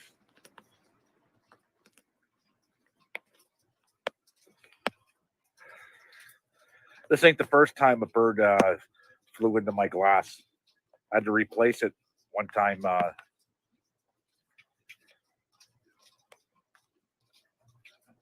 It broke a pane upstairs. So Wings is a real place? Okay. We're going to call it. I got to go. I got to make some calls. Okay. So I know Leo also had a couple of short follow-up. Yeah. Okay. Okay. Okay. So they're calling Erie Wildlife Rescue. And here's a follow-up video. Okay. Way to go there, Leo, saving the bird.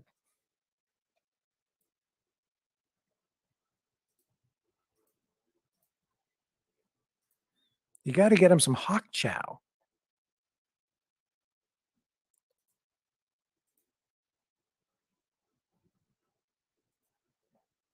Got to get him some hawk chow. We got any audio on this one? What's going on here? This bird. There we go. And get some updates on this bird. Okay. Hopefully, if they have to put the bird down, I'll take the bird home and we'll build a big bird box for him. Yeah, get one of those big glove Big things cage. and teach him how to fly around Live and his life come out. back to you and stuff.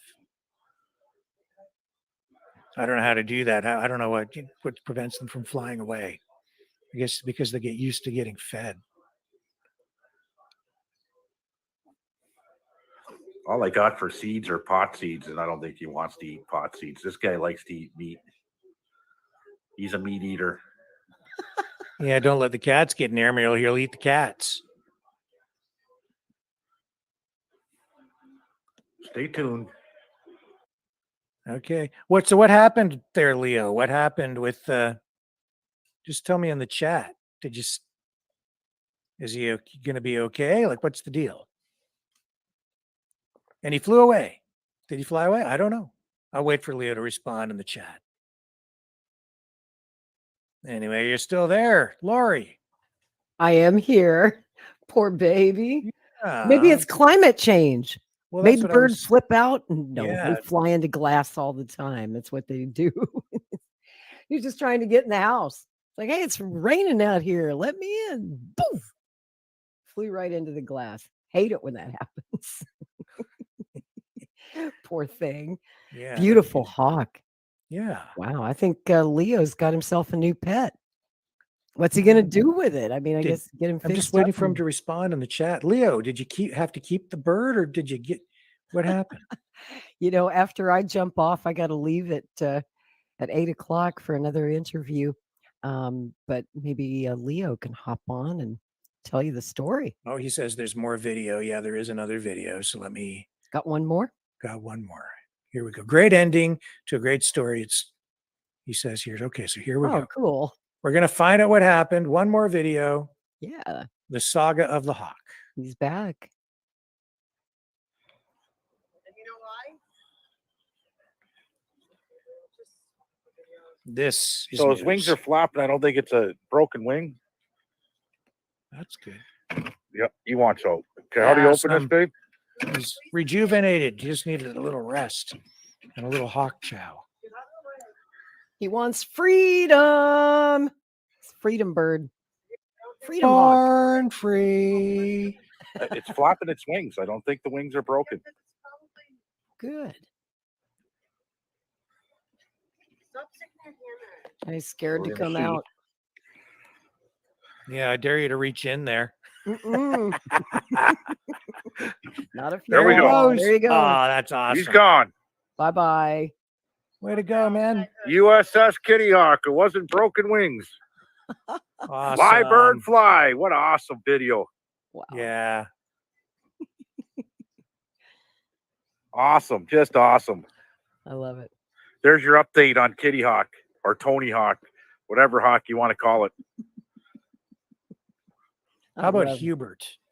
Hubert So it just Hawk. needed a rest. Somebody on my Facebook Live said it probably just needs a rest. It's done. But put it in the cage for about 20 minutes. Was eyeing it. He started flapping his wings. I knew it wasn't a broken wing. And as you just seen in the beginning of this video, Tony Hawk, Kitty Hawk, whatever hawk you want to call it, just flew out of the cage and flew away. I Beautiful love bird. it. Yeah. Good work, Leo. Very cool, man. The Yeah. poor hawk. That was probably a very confusing 20 minutes for the bird. It's like, why'd you put me in this box? Let me out. Let me Yeah. out. I don't like captivity. You know, Here, you know speaking of what? critters. He's already been knighted, but I'm knighting Leo again. Yeah, Here he we go. deserves him.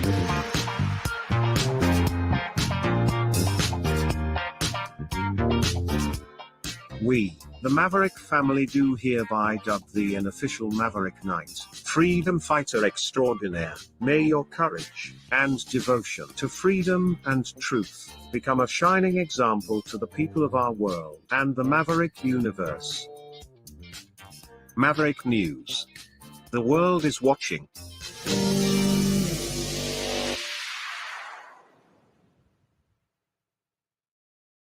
Way to go, Leo. I had an unexpected critter visitor last night. Uh-oh. I did. It was a nice evening, and I've got one of those you've probably seen them, these screens that you can attach to your door if you don't have a screen door, keeps the bugs out. Yeah. It was a nice night, so I had my door open and my little screen on there, and through the screen walks in a possum. Oh, I hate those things. Oh, I love them. I hate possums. Really? Why do you hate possums? They scare the living crap out of me because a couple of them have come up on my deck in the middle of the night. And I open the door and turn on the light, and then the light just shines in those their pink eyes. eyes, and it's like they're like Yeah. straight out of hell. And I'm like, oh my God. And then it's like I just want to take something and bludgeon them to death because they don't do scared that. me.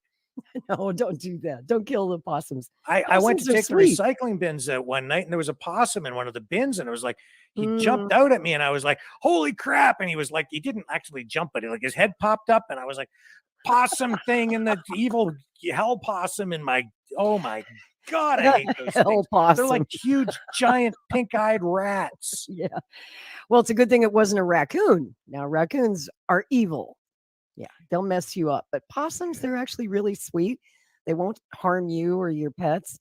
Matter of fact, this one came right in the house, went straight to the cat's food bowl, helped himself, and then tipped on out the door. We frequently get possums down here where I live in Oklahoma, and not the first possum that's let himself into my house or hung out in the tree. We had a mama possum who had like 5 or 6 little baby possums. It was so cute. And she was nursing her babies out in my backyard.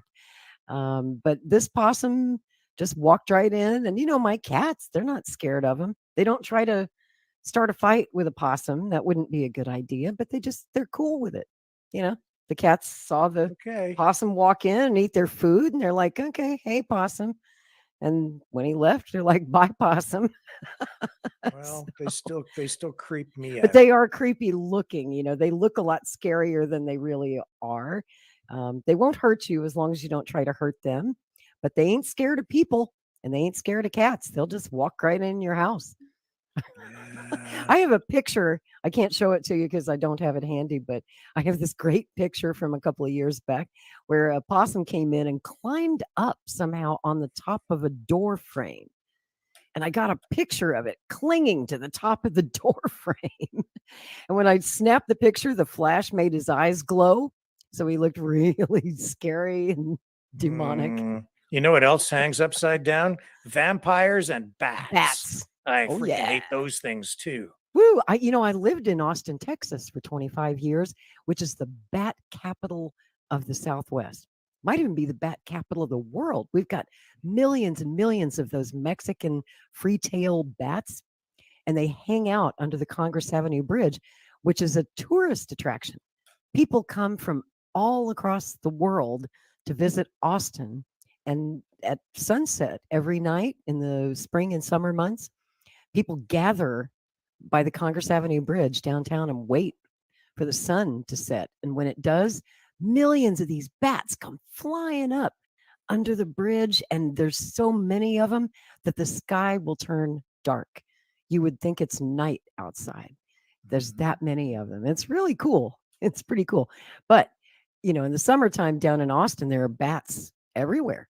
You can be out at night and you look up at any light pole and there's like hundreds of bats flying around. So it's a little creepy if you don't like bats. But the nice thing about all those bats is we don't have a mosquito problem. They eat all the mosquitoes. So that's kind of nice. They Well, serve a around useful here we have a purpose. crow problem. Oh, This is sort of like the crow capital of Canada. really? Yeah, I haven't really thought much about it. It's particularly pronounced in the fall. Hmm. Here's a little bit of video just to illustrate what I'm talking Is about. this at your house? Could be Could be. on any fall evening. Yeah. Wow. Um, Never come face to face with a crow before. oh no. Oh, No. we've got lots here. Oh my, you sure do. Yeah, it can Look be at even that. worse than that. Goodness. That is a lot of crows. Yeah. Where are they going? To warmer They spend the days out in farmers' fields eating, and then at night they fly into the actual city to seek shelter in the trees right? and where it's a Wow. little bit warmer. Look at that. That is incredible. Yeah. They don't really bother me. Some people don't like it. Unless they poop on you. Yeah, where they gather, there can be a problem with that, but it's not I as would bad think as you so. might think. Look at how thick they get, though. Yeah, they turn your sky dark. They do. And I'll tell you this, Wow. crows are extremely intelligent. Yeah, they are. They're very smart birds. They are. But, But speaking of exotic birds of prey, I was going to tell Leo this if he's listening. Robert Kennedy Jr. is a master falconer. He's been working with those big birds all of his life, and he can do the trick, like you were saying with the glove, and right. the Yeah. bird will come back to you. And he has done championship competitions with his birds. He's got like a whole cadre of birds, wild birds of prey that he keeps. I can get birds to come to me too. I can get crows to come. When I was working Really? when I used to work for mainstream media for CTV, I Yeah. used to have to do stories about the crows. So you know what I used to do? What'd you do? They were smart, right? So they wouldn't want to come real close to you. So during the day, instead of chasing the crows around the county, I got smart. So what I did is I went down the street, went to McDonald's, bought some French fries. And then I wait till garbage day to get my footage. And I just threw some French fries out in front of the garbage. Then I went back in my house and set up the Get the camera camera. inside to shoot through the window. And they'd all get a huge flock of crows all over those French fries, man. Oh yeah. As soon as I walked away, give it just a couple of minutes because they'd sit up on the rooftops on garbage day, right? And all the garbage cans here have lids on them though because of the crows. But they still would try to get at the garbage. So you just give them the French fries, and then they, be like, caw, caw, Joe, there's French fries over here. Sally, Mark, Fred, They George. tell all their friends. And then all the crows would come, and I'd get all the footage that I needed. Oh And it was my. like, hey, there you go. That's how you get footage of crows. Works I don't every know if there's time. anything illegal about it, but that's what I did. And they love those McDonald's French There is fries. probably some stupid bylaw that says you can't feed the wild crows. Probably. Yeah. You can't feed the homeless people either, apparently, in some cities Yeah. now, right? So True. it's like, feed the homeless, go to jail. Right. So Feed you the can't crows, feed the birds same or the thing. people. Because the health department might want to come check out what you're feeding them, right? Yep. Oh man. That is something else, man. I'll tell you what. Yeah, So it's which- 100 and we got a heat index of 110 degrees here today. Awesome. No, I it's like not it hot. awesome. You do? I do. I hate it. I hate the winter, so I never complain in the summer. Maybe no we should matter trade how hot it places, gets. man. You should come down here to the south. Yeah, And I like no winter. I issues. like the snow and stuff. I want to live in Canada. You are crazy Southern Yeah. belle, aren't you? Yeah, you are. Grass You is think always you like, greener. You think you like the winter. Uh-huh. That Yeah. That's what you think. Mm-hmm. You come spend a winter up here, and you'll find out. Do you I not don't know. recall around Christmas Mm. when I couldn't get out of my house here, and I couldn't? Was it? Yeah, it was Christmas. I remember y'all had a Right, big we old had a big snowstorm. storm, and I made it up there, but Like for in the my drifts parents. in front of your door that you couldn't It open the was a door and terrible get out. storm. Yeah, Yeah. it was terrible. Couldn't get off the street. Like I got off, everybody Jeez. else was stuck, and I had to push some people out. And it was a terrible storm. Yeah, it's pretty to look at, but not fun to drive in, not fun to shovel. Nope. And I'm No. fortunate here where I live. We don't get the heavy winters like they get in other parts of the country. But no thanks. No, I'd be quite We do in Oklahoma, a you year know, long compared to that. we do have some snowstorms like that. I have literally had that happen to me where the snow drifts blocked my garage and there was ice. So the garage door was frozen shut and I was trapped in my house, couldn't get the car out of the garage. And my front door also was frozen shut. Yeah. So I was trapped indoors for about 5 or 6 days last winter. We had a big old storm, but those are pretty rare in Oklahoma. We get some snow, but not like Canada, not like Canada snow. And our summers are just unbearable because it's really muggy, humid, soupy. Oh man, this is a good day to stay indoors. And here's another story tonight. Jesse Waters succeeding Tucker Carlson in that time slot that Oh Tucker yeah, Carlson used to hold. great! Congratulations, Jesse. And how do you Great. feel about that? Do you think he can deliver the ratings? Well, no one could beat Tucker. But you know, Jesse's probably my second favorite, or was when Tucker was still there. Jesse was kind of my second favorite anchor, and it makes sense. He's in the hour just before Tucker. I was hoping they wouldn't give that time slot to Hannity. I think Hannity's kind of past his prime, even though he's the senior guy now at Fox News. Nobody's been there longer than Sean Hannity. Yeah. But yeah, I think it's time to give somebody younger a shot at that 7 o'clock time The thing slot. I've observed about Jesse Waters is that he started. What was it as a? He was like He was Bill O'Reilly's protege. Yeah, he was like He was the man on the assistant kind of a street. thing. Then he did the Waters World, Mhm. people on the street interviews, and a lot of that was funny. Oh, yeah. It was Love pretty Waters good World. stuff. And then he became popular, and they nurtured him and gave him more profile, and he's matured and become a more prominent voice within Fox News. But the thing about him is that because I think he, emerged from under the wing of Bill O'Reilly, I always found his style was very much in the same vein. Yes. His delivery, his Yep. speech patterns. Totally. I'm not sure how I feel about it. Me too. I Again, like happy him, for but- him. yeah. But it's almost like Bill O'Reilly's revenge. Because Kinda, now yeah, it's almost yeah. like he's back in his old time slot. Yeah, that's right. Through Jesse Waters, it's almost Yeah. like getting the O'Reilly factor back at Yeah, 8 there's a o'clock. there's a certain Bill O'Reilly style swagger to his voice and delivery. You can tell he learned everything he knows from Bill O'Reilly. Yeah. You know who I was hoping that they might give that slot to was Tulsi Gabbard. Mm, She got to fill in for Tucker a few times yeah. at Tucker's request. I mean, Tucker specifically picked Tulsi to fill in for him when he was out on vacation. Yeah. But maybe that's why they didn't pick Tulsi, because she's a little too radioactive and she's a little too close to Tucker.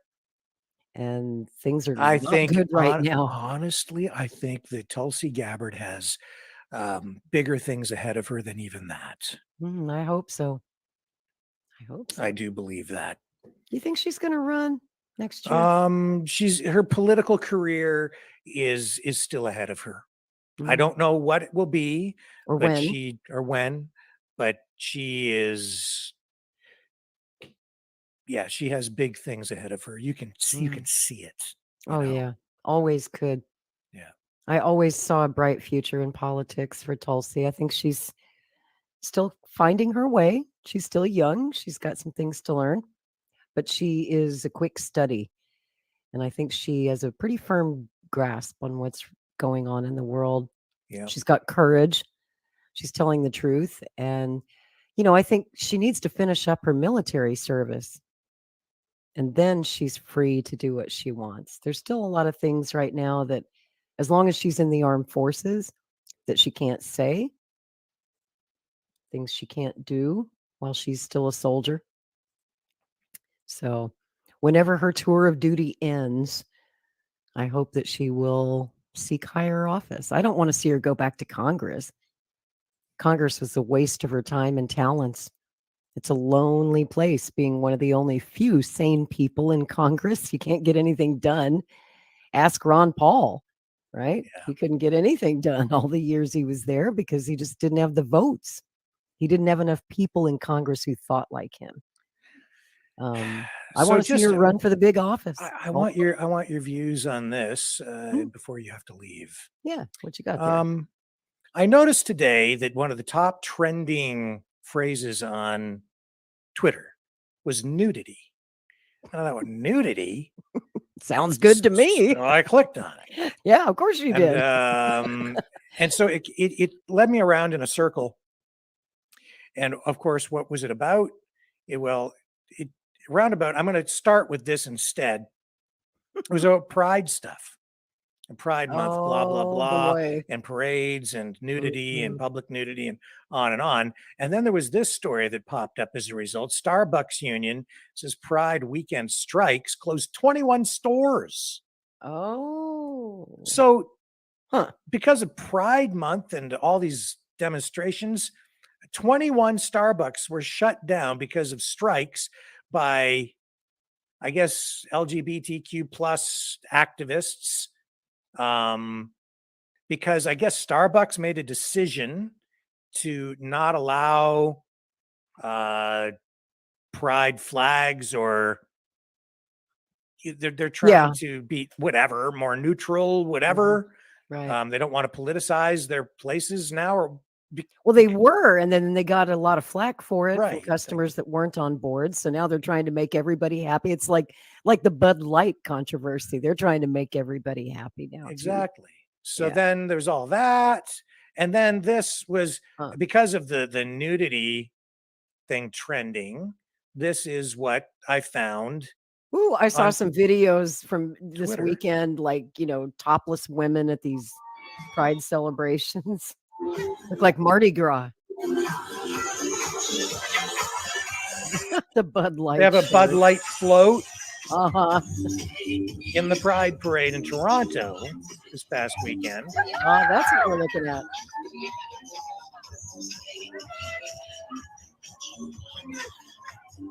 So the question here is I guess the LGBTQ plus community has stolen the Bud Light brand from the cowboys and the truckers. Wow. Or whatever, right? Wow. Look at there's the Bud Light float. And they've sponsored the Pride Parade, so doubling down on the whole Interesting. pride thing. So what do you think? Well, I see everyone had their clothes on in that video. They did. There are others out there that we probably can't show you. I didn't pull those ones up. Yeah, They're out lots. there, and I Yeah. do mean out there. I don't know. So what do why you are think of they- these companies, the way they're responding? Like, I mean, Bud Light, they paid a heavy price, but then they're still sponsoring the Pride Parade, Mhm. and they've got people marching down the street with their Bud Light T-shirts and the whole thing. So, and then Starbucks, they're getting caught up in it. Man, I don't know. If I was the CEO of a big company, I would say, like, let's just sell the product. Like, let's not get involved in Precisely. politics. Yeah, I couldn't agree more. And these companies are finding out, like Starbucks found out when they tried to get all woke or tried to shove a political agenda down their customers' throats. Mhm. You would think Bud Light would have come to that conclusion that let's go back to the way we used to do things a few years ago when politics never, ever, ever, ever entered your corporate profile, your corporate image, certainly not sexuality. I mean, they would Yeah. use sex to sell products, especially beer, right? I mean, you got the Bud Light girls, the beautiful girls in the bikinis who are out there, schlepping beer and selling beer. But, you know, I I understand the difference though. There's a difference between sex selling a product, which is age old, it's as old as advertising, or trying to shove a particular political agenda down your customers' throats. People just wanted to have a beer. Mhm. Can we just not go Or a there? coffee. We just want to have a damn coffee. Mhm. Don't. This is the one place I don't want your politics. And that was always the corporate approach, was to stay away from controversy, right? Controversy made shareholders nervous. It made CEOs nervous. You just didn't do that. You just sold your product, told everybody why your product's great and why they ought to buy it. And now Yeah. it's like you have to accept this whole agenda to buy this product. And we're politicizing products now. It just And to What? kind of come full circle back to the situation in Ukraine and more specifically Russia, there's also marketing / propaganda that comes into play as part of the information war. So my question is, how much longer do you think the coverage of the attempted coup in quotation marks in Russia will how much longer do you think it's going to continue to get coverage in the Western media? Because at first they were cheerleading and they were like, "Yay, Putin's done," and now it hasn't gone the way they planned. My guess is this will start to be memory holds within the next 24 Very to 48 quickly. hours. Yeah, I haven't had a chance to watch any mainstream media today. I try to avoid it, but of course I have to look and see what they're saying. Are they still giving it wall to wall coverage, or are they already starting to memory hole it? Well, a let's little just bit? see here. It's curious. Well, I let's haven't bring had a up chance. ABC. It's still front and center on ABC. Yeah. And that's because Putin gave that speech today. Yes, of course. So that's pretty tough to ignore. And how did they twist his words, I wonder? Because he was Yeah. very clear. Hard to misinterpret what he said, but I'm sure they find a way to twist Biden his says meaning. U.S. NATO allies not involved in Russian rebellion threatening Putin, which means they were involved Of in course. Russian rebellion threatening Putin. Otherwise, he wouldn't have to say anything about it at all. I was expecting him to say that in his address today, because some of his, surrogates are pointing the finger at us, but I guess he's going to take the high road. And at least for now, he's not openly blaming the US or NATO. He kind of hinted at it, kind of danced around it in his speech today. Yeah. So, yeah, I think they're going to memory hold this one pretty quick. Yeah. And he's still front Mm. page on the internet. Notice on the picture CBS they News. chose? Look at the still Yeah. photo they chose, right? They tried to choose something very unflattering that Of makes him course. look angry and mad and crazy. Uh huh. Uh huh. Putin thanks Russians in first speech since Wagner revolt. Yeah, I Wow. think maybe another day. I don't think it will lead newscasts tomorrow. Mm-mm. You'll see it online. They probably won't mention it during the 6 p.m. news unless there's something very substantial that happens. I think by this time tomorrow, it will be on the road to a distant memory. Yes, that's the way they want it because it didn't work out like they wanted. I'll tell you, when I was on that Twitter space with Mary O'Noffel and friends the other night, and some people who are definitely not my friends, and I had to sit there with these people that I vehemently disagree with. But you know what was great, Rick?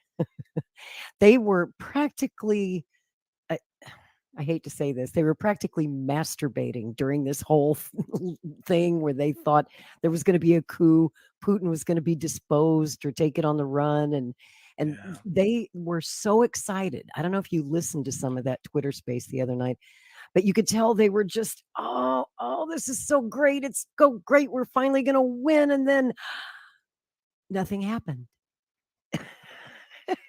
And you should have seen, I don't know if you were listening at that particular time when the convoy that was going to Moscow, the Wagner convoy stopped. And there were some negotiations going on. And so word started to filter back to us that this thing was over. There wasn't going to be a coup, that an agreement had been reached, that the Belarusian president had intervened. And these war hawks like Malcolm Nance were so disappointed. I thought they were going to cry, Rick. I thought they were like, you talk about a buzzkill. They were so disappointed. They thought it was all going to happen today, and then it didn't. And they were just so bummed, and I loved it. It was That's all I why could I do. was like, when it was all happening, I stood back and I said, well, if it is a serious thing, it won't happen quickly. Right? And I didn't think that Putin was really in any serious danger. It was a serious matter, but I'm um, not even sure he ever left the Kremlin. There were all mm, these reports that he'd gotten on a plane to St. yeah, Petersburg, that he was getting out of the country, that he was on the run. I think all that turned out to be fake news. I don't believe he ever yep, left the Kremlin. yeah, And and what were they thinking? Did they really think that, what was it, 5,000 guys were yeah, going to go take Moscow? Are you out of your mind? The Nazis couldn't take Moscow in 4 years of fighting in World War II.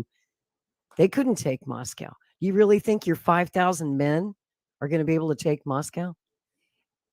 No, that's yeah, not going to happen, bro. It's just not going to happen. But they were just fantasizing out loud and calling it news.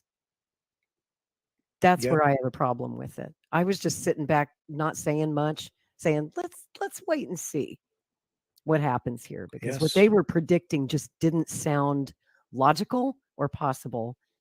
And at first they were saying, "Oh, they've got 50,000 men. They're going to," and I'm like, "You couldn't even take Moscow with see 50,000." that's what I was hearing, Mhm. in the reports that I was getting that day, Mhm. 50,000, 50,000, 50,000. Mhm. No, Where'd they get that number? They were just yeah, I throwing mean, that because number his around. total force is 50,000, but Mhm. he left the majority of his troops in place, and he Mm. took about 4 to 5,000 with him for the convoy to Moscow. And a lot of his troops were not on board with this crazy That's thing right. either. That's right. A lot of the Wagner guys were like, I ain't getting involved in that. That sounds Yeah. like trouble to me. I don't want any part of it. No kidding. Some of them went on to Rostov. Yep. And, when I saw them enter Rostov like that and just chatting nonchalantly with some of the Russian forces, I wondered what the hell that was all about. Yeah. I would have stopped them at the border and not let them enter the country, Mhm. but they didn't. They let them in. That's troubling. That's something that Putin needs to deal with. Mm. But yeah, it was just great to watch all of their fantasies get confronted by reality finally. Yeah. And boy, they didn't like it, but I sure did. So regardless It of was the great. assessments that we've seen coming from Western mainstream media tonight, I think Vladimir Putin is still firmly in control, and I Really? think that his response was brilliant. Honestly, I can't find any fault with how he handled this. It baffled me a little bit at first. I was thinking, like, what would Joseph Stalin do? Joseph Stalin would have had those boys in the gulag in no time. And Honestly, I have to admit that if I were in his shoes, I probably, unless I had good advisors helping me make the decisions that he made, my knee-jerk reaction would have been, okay, airstrikes, take them out. yep, I was expecting that. Yep. Everybody was. We all thought Kyiv was going to get wiped off the face of the earth after that. Yeah. Just to punish them. But Yeah. you can't really connect this thing to Ukraine. This seemed to be a problem coming from within. Right. Now, they may have been manipulated from without, but even that, I'm not so sure that we can find any evidence, at least not yet, that the Ukrainians were at all involved. They never tried to come in as a backup force. People were predicting that. They thought once Wagner takes Moscow, whatever, that the Ukrainian army would be right behind, right? Bringing the rear flank. That didn't happen. Didn't even see any signs that they were planning to do that, probably because they're smarter than that. They knew that even with all their forces, they weren't about to try and take Moscow. It'd be 1941 all over again, and they'd get their ass kicked. So they weren't going to do that. The Ukrainians were not going to do that. And they just didn't have enough men. They would have been obliterated by the Russian military in no time. And the Russian military was ready for them. Moscow was essentially under martial law. I don't think they formally declared martial law, but when you've got troops on the streets and you're putting up barricades and you're closing the city down. That's Washington, D.C. That's Washington, D.C. That's right. At Joe Biden. That's called the inauguration of Joe Biden. Yes, that's what we did. But, Putin didn't even do that at a time when he thought possibly an invading army was coming. And even when they did that, they still had to deal with the Chewbacca guy with the horns. And and even then they couldn't even put that down. They still got in the building. That's right, because the cops opened the gates and let them in. That's right. They said, come on in. Would you like a tour? We'll show you around a little bit. Truly, but that wouldn't happen at the Kremlin. And the J6 event was not bloodless because Ashley Babbitt was killed. That's right. And they lied about a lot of the other casualties. Yeah, they were just outright plain lies. We know that. Mm-hmm. So what a fiasco that was compared to what we just saw. Yeah, right. I mean, had that happened here, it would not have been bloodless. And in the end, it was a bloodless, unfortunate incident for President Putin. But I think he handled it well. Yeah. I honestly do. And I think any sane person, even if you don't support Russia and the conflict, that you'd have to say he handled that with a cool head and a steady hand. Yes. They won't say that, of course. No. They'll never say anything nice about Putin. They'll never give him credit where credit is due. It's one of my pet peeves about this whole thing. And all the presidential candidates, not one of them will say a nice word about Putin. That's right. Never. They're not allowed to. It's not in the script. Got to read the script. He's a madman. He's a lunatic. He's a monster. That's what you have to say if you want to get elected dog catcher in the United States or Canada. And I just realized I got to go. Yeah. I tonight after Maverick News, 9:30 Eastern time, tune in to catch me with Jose Vega. You guys know who Jose is, right? He's the guy that goes out and disrupts all these town halls by politicians and calls them out on their hypocrisy and asks them tough questions about the war, about nuclear arms, about all kinds of stuff. He just calls them out. And I love Jose. We've been friends for a while, but I've never actually done his show. He's got a show called Declaring Independence. That's the name of the show and the name of the YouTube channel. If you want to look it up and join us over there after Maverick News at 9:30 tonight, Eastern Time. And I'll be there. And Okay. Mr. Walker, thanks for having me. I will see you again soon. I was planning to come on tomorrow, and we may not have a show tomorrow for reasons I know you're going to explain. Yeah. But before I go, if we don't have a show tomorrow, we were going to cover this for you. And I wanted to show you something that is happening tomorrow night. If Maverick News is off the air, you can tune in to this. I think our audience would be very interested in this because this is right up the Maverick News alley.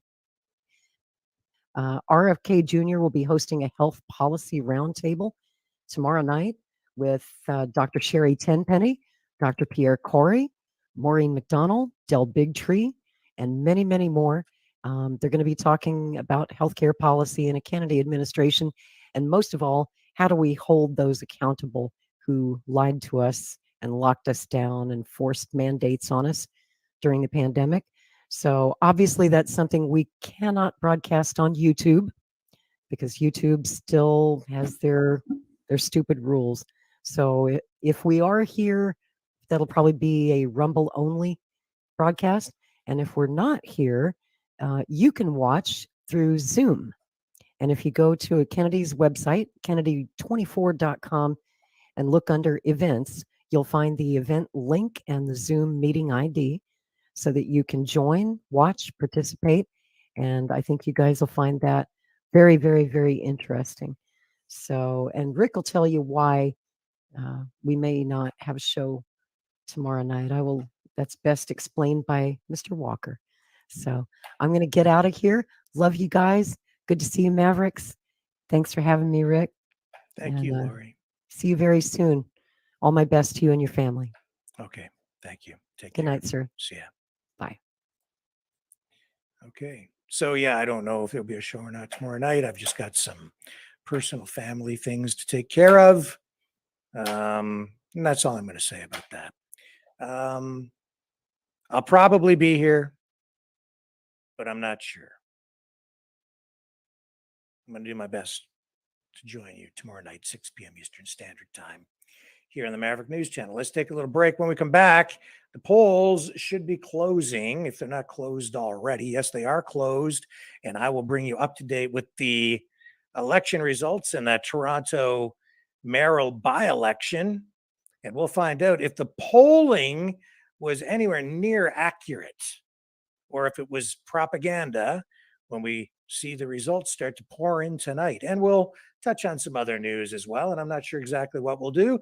Maybe we'll have an opportunity to go to the phones or have some people join us in the video chat. I'm not sure which yet, but stay with me and we'll get it cranked up when we come back.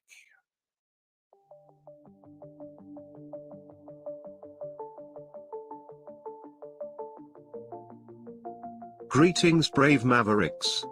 Our quest for truth continues. We go beyond fake news. Together we expose propaganda. Together we pull others out of rabbit holes. We are maverick thinkers.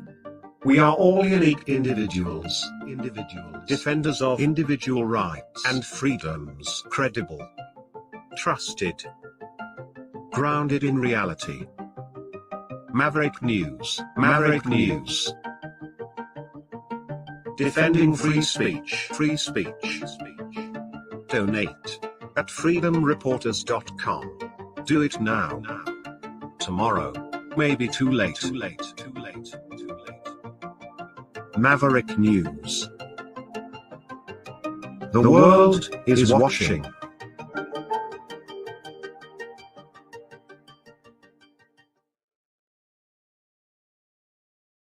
Okay, I'm back, and the polls closed 16 minutes ago. I think we will get results very quickly in this Toronto mayoral by-election. I think it's worth at least making note of tonight because Toronto is Canada's most populous city. Some of the issues there are universal to Canada and the US.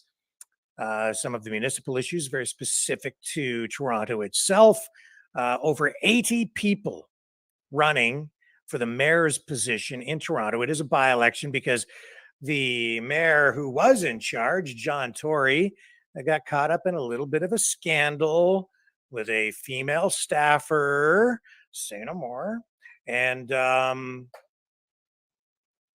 so he resigned. 80 some people now looking to replace him.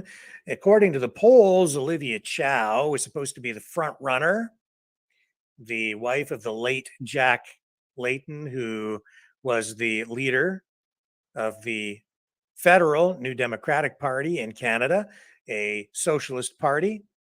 And Olivia Chow also very left wing, very woke. And that is a great concern to people who are somewhat conservative. And Doug Ford, the Ontario Premier, coming right out and saying, please don't vote for her. The city will collapse, essentially, if, according to him. But Doug Ford, no, not really acting like a conservative since being elected, accused by many on the conservative side of being an actual liberal, even though he's the leader of and the conservative premier of the progressive conservatives in the province of Ontario, Canada. Anyway, we'll see how it plays out. Chris Sakochia, Chris Sky, prominent freedom fighter, high hopes. People within the freedom movement very focused on him, but did not poll well. Was not even ranking in the top 10 in the polling. A lot of claims that the polling, therefore, was rigged or fixed by some, including Chris Sakochia, who also faced some legal challenges, I guess, having to give himself up to police at one point again.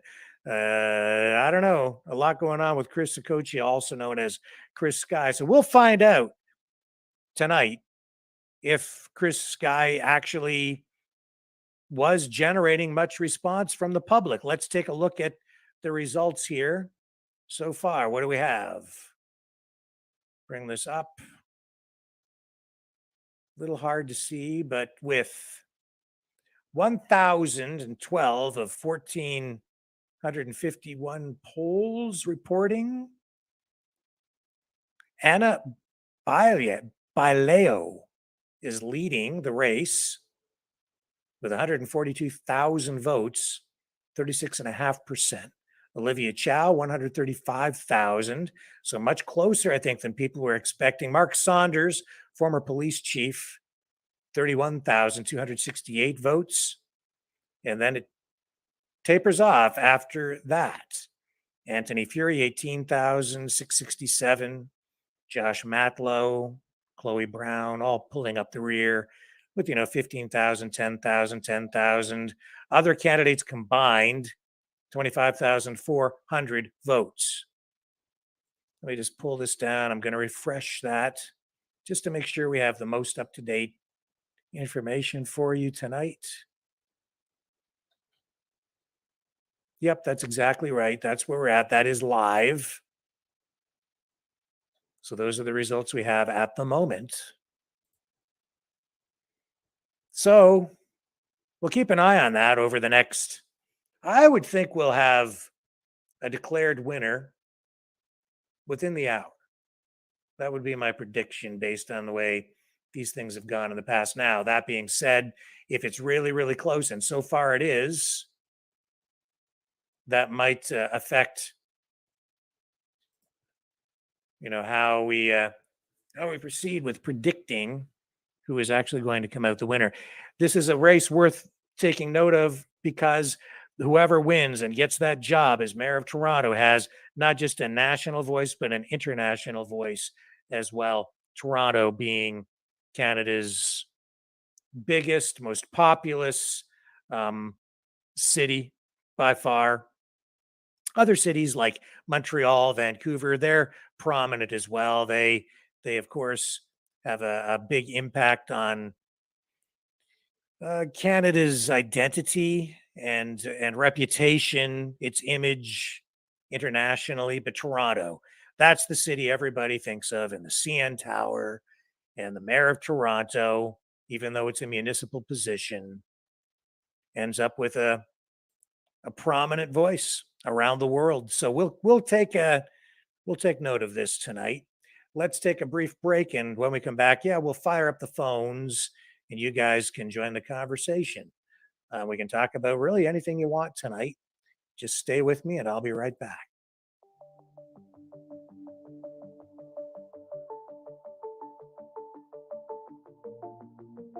Greetings, brave Mavericks. Our quest for truth continues. We go beyond fake news. Together we expose propaganda. Together we pull others out of rabbit holes.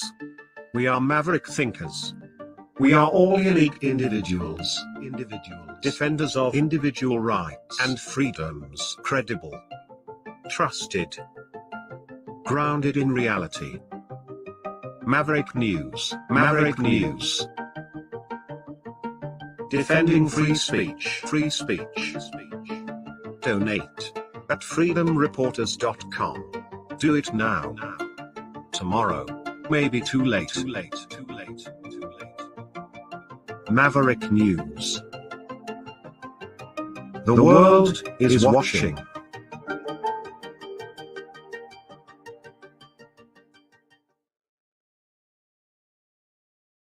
Okay, just getting everything fired up with the phone lines, and here's the number to call. We will be online with the phones momentarily.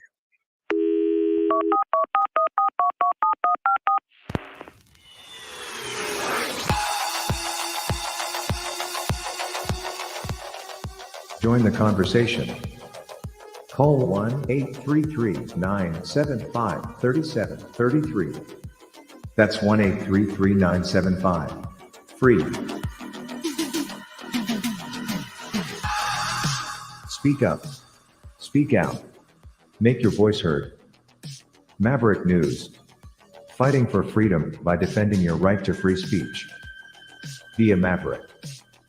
Join us.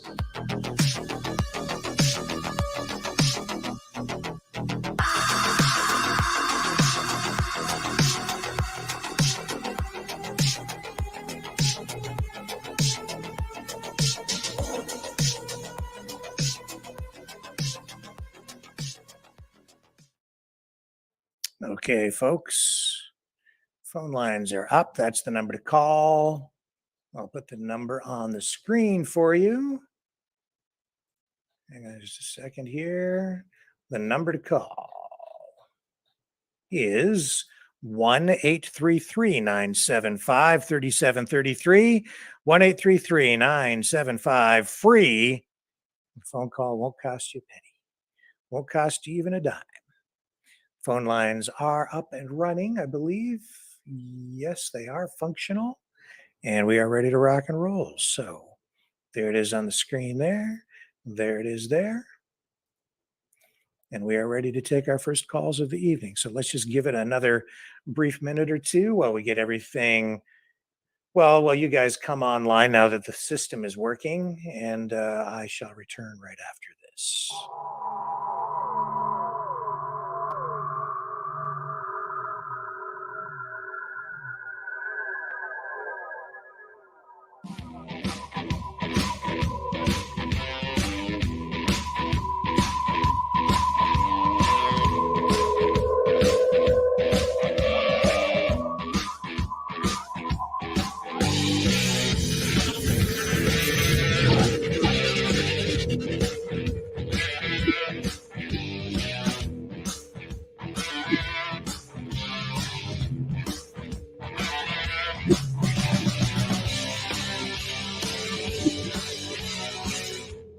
Maverick News.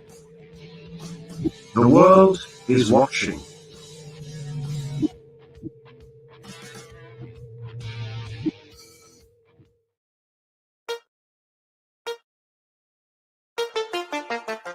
The New World Order. Government overreach. The Great Reset. Mainstream media lies. Now more than ever, independent voices are needed. Donate now at freedomreporters.com. That's freedomreporters.com. Maverick News. The antivirus program for your mind.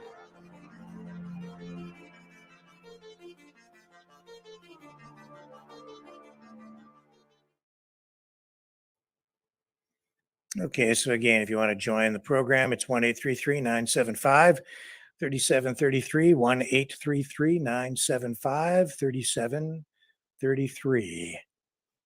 Not sure if all of this is working properly because we don't have anybody in the queue, which is unusual. We normally have at least 2 or 3 people stacked up there. Just check a few other things here.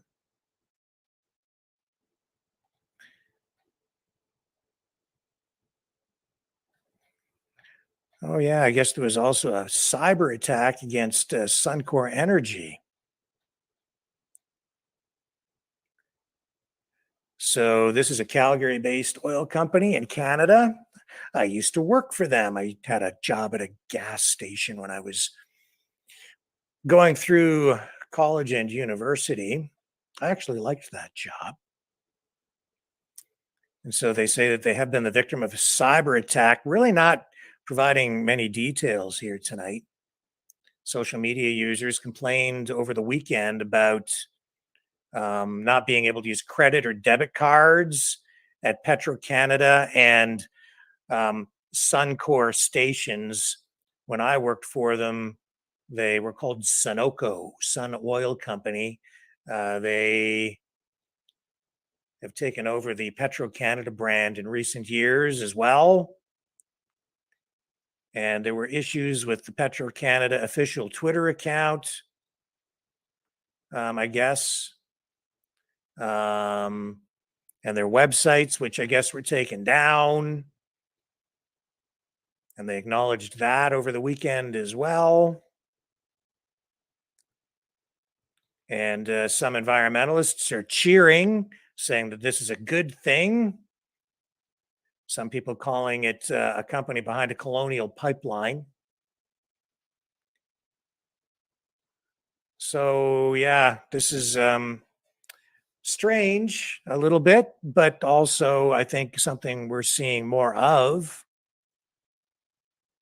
And that is a fact. So anyway, just something else to take note of tonight. Suncor. Let's just check the yes. Olivia Chow now out in front in the election results, but it's time to go to the phones and we'll talk about that. And here's our first call of the night. Let's see if we get him up on the screen. Here we go. Is this Pete? Pete. Hello, how are you tonight? No, so bad. Yourself? Well, I'm just fine. What's on your mind? Good. Well, I was just phoned in. I was thinking we had a chat there the other night about this Russia stuff when we were on video call in there. Mm-hmm. I got to kind of follow it fairly closely. I got a bit of skin in the game there, but it's still pretty unsettling over there. And like myself, I think Putin has he's got more of a game plan than the NATO boys ever will have. You know, I like his moves. He's keeping his head calm, and you know, I can say nothing bad about the guy at all. The way he's running things. Mm-hmm. Yeah, you know, as we say, he seems to have kept a level head and a steady hand at the wheel throughout this. Yeah, I got a cousin that was lived over there for probably 15 years altogether. and he got married over there. He was over there with the oil, and he sure doesn't say anything bad about Putin at all. Like, for it being a communist country, he says Putin is actually trying to bring Russia away from the old Bolshevik ways. And said, yeah, he just wants to deal more with the outside world and get away from that, the old way of Yeah, thinking. well, to be clear, Russia is really not a communist country anymore. It isn't. It's not the former Soviet Union. It's not like that. It really stopped being a communist country back in 1991. Yeah, and that's when that's when Mikhail Gorbachev was there, and then we saw the fall of the Berlin Wall, and it's not a communist country. People still in the West think of it in that way. There's been so much media directed at that through, our movies, our television, our news media, and it's just ingrained in people's minds here that Russia is a communist country. But they have elections. They are not a communist country. They're actually a federation, a republic. They're not the old Soviet Union. Exactly. And, this Russia-phobia, that has to stop. I had a friend in the armed forces, and he was just so adamant that Putin was going to break out of his boundaries and just slowly, one by one country, take over the whole of Europe. Well, I can't see that. Putin had, he had the majority of the oil in Europe as it was. Now, why would he have to own the countries, when he can sell them the oil at any price he basically wants? Because there's no way we can ship it across the ocean and even come close to competing with Russia's price. Mm-hmm. Mm-hmm. So I don't follow the Russia-phobia, and like Lori was saying there tonight, I think they, on this mutiny, I think they fully expected that Ukraine and NATO would follow Prigozhin right back into Moscow, but there was no way that Prigozhin was going to take Moscow with 5,000 men. Like, that was silly, because he'd left all the rest of them in Rostov. Yes. So, it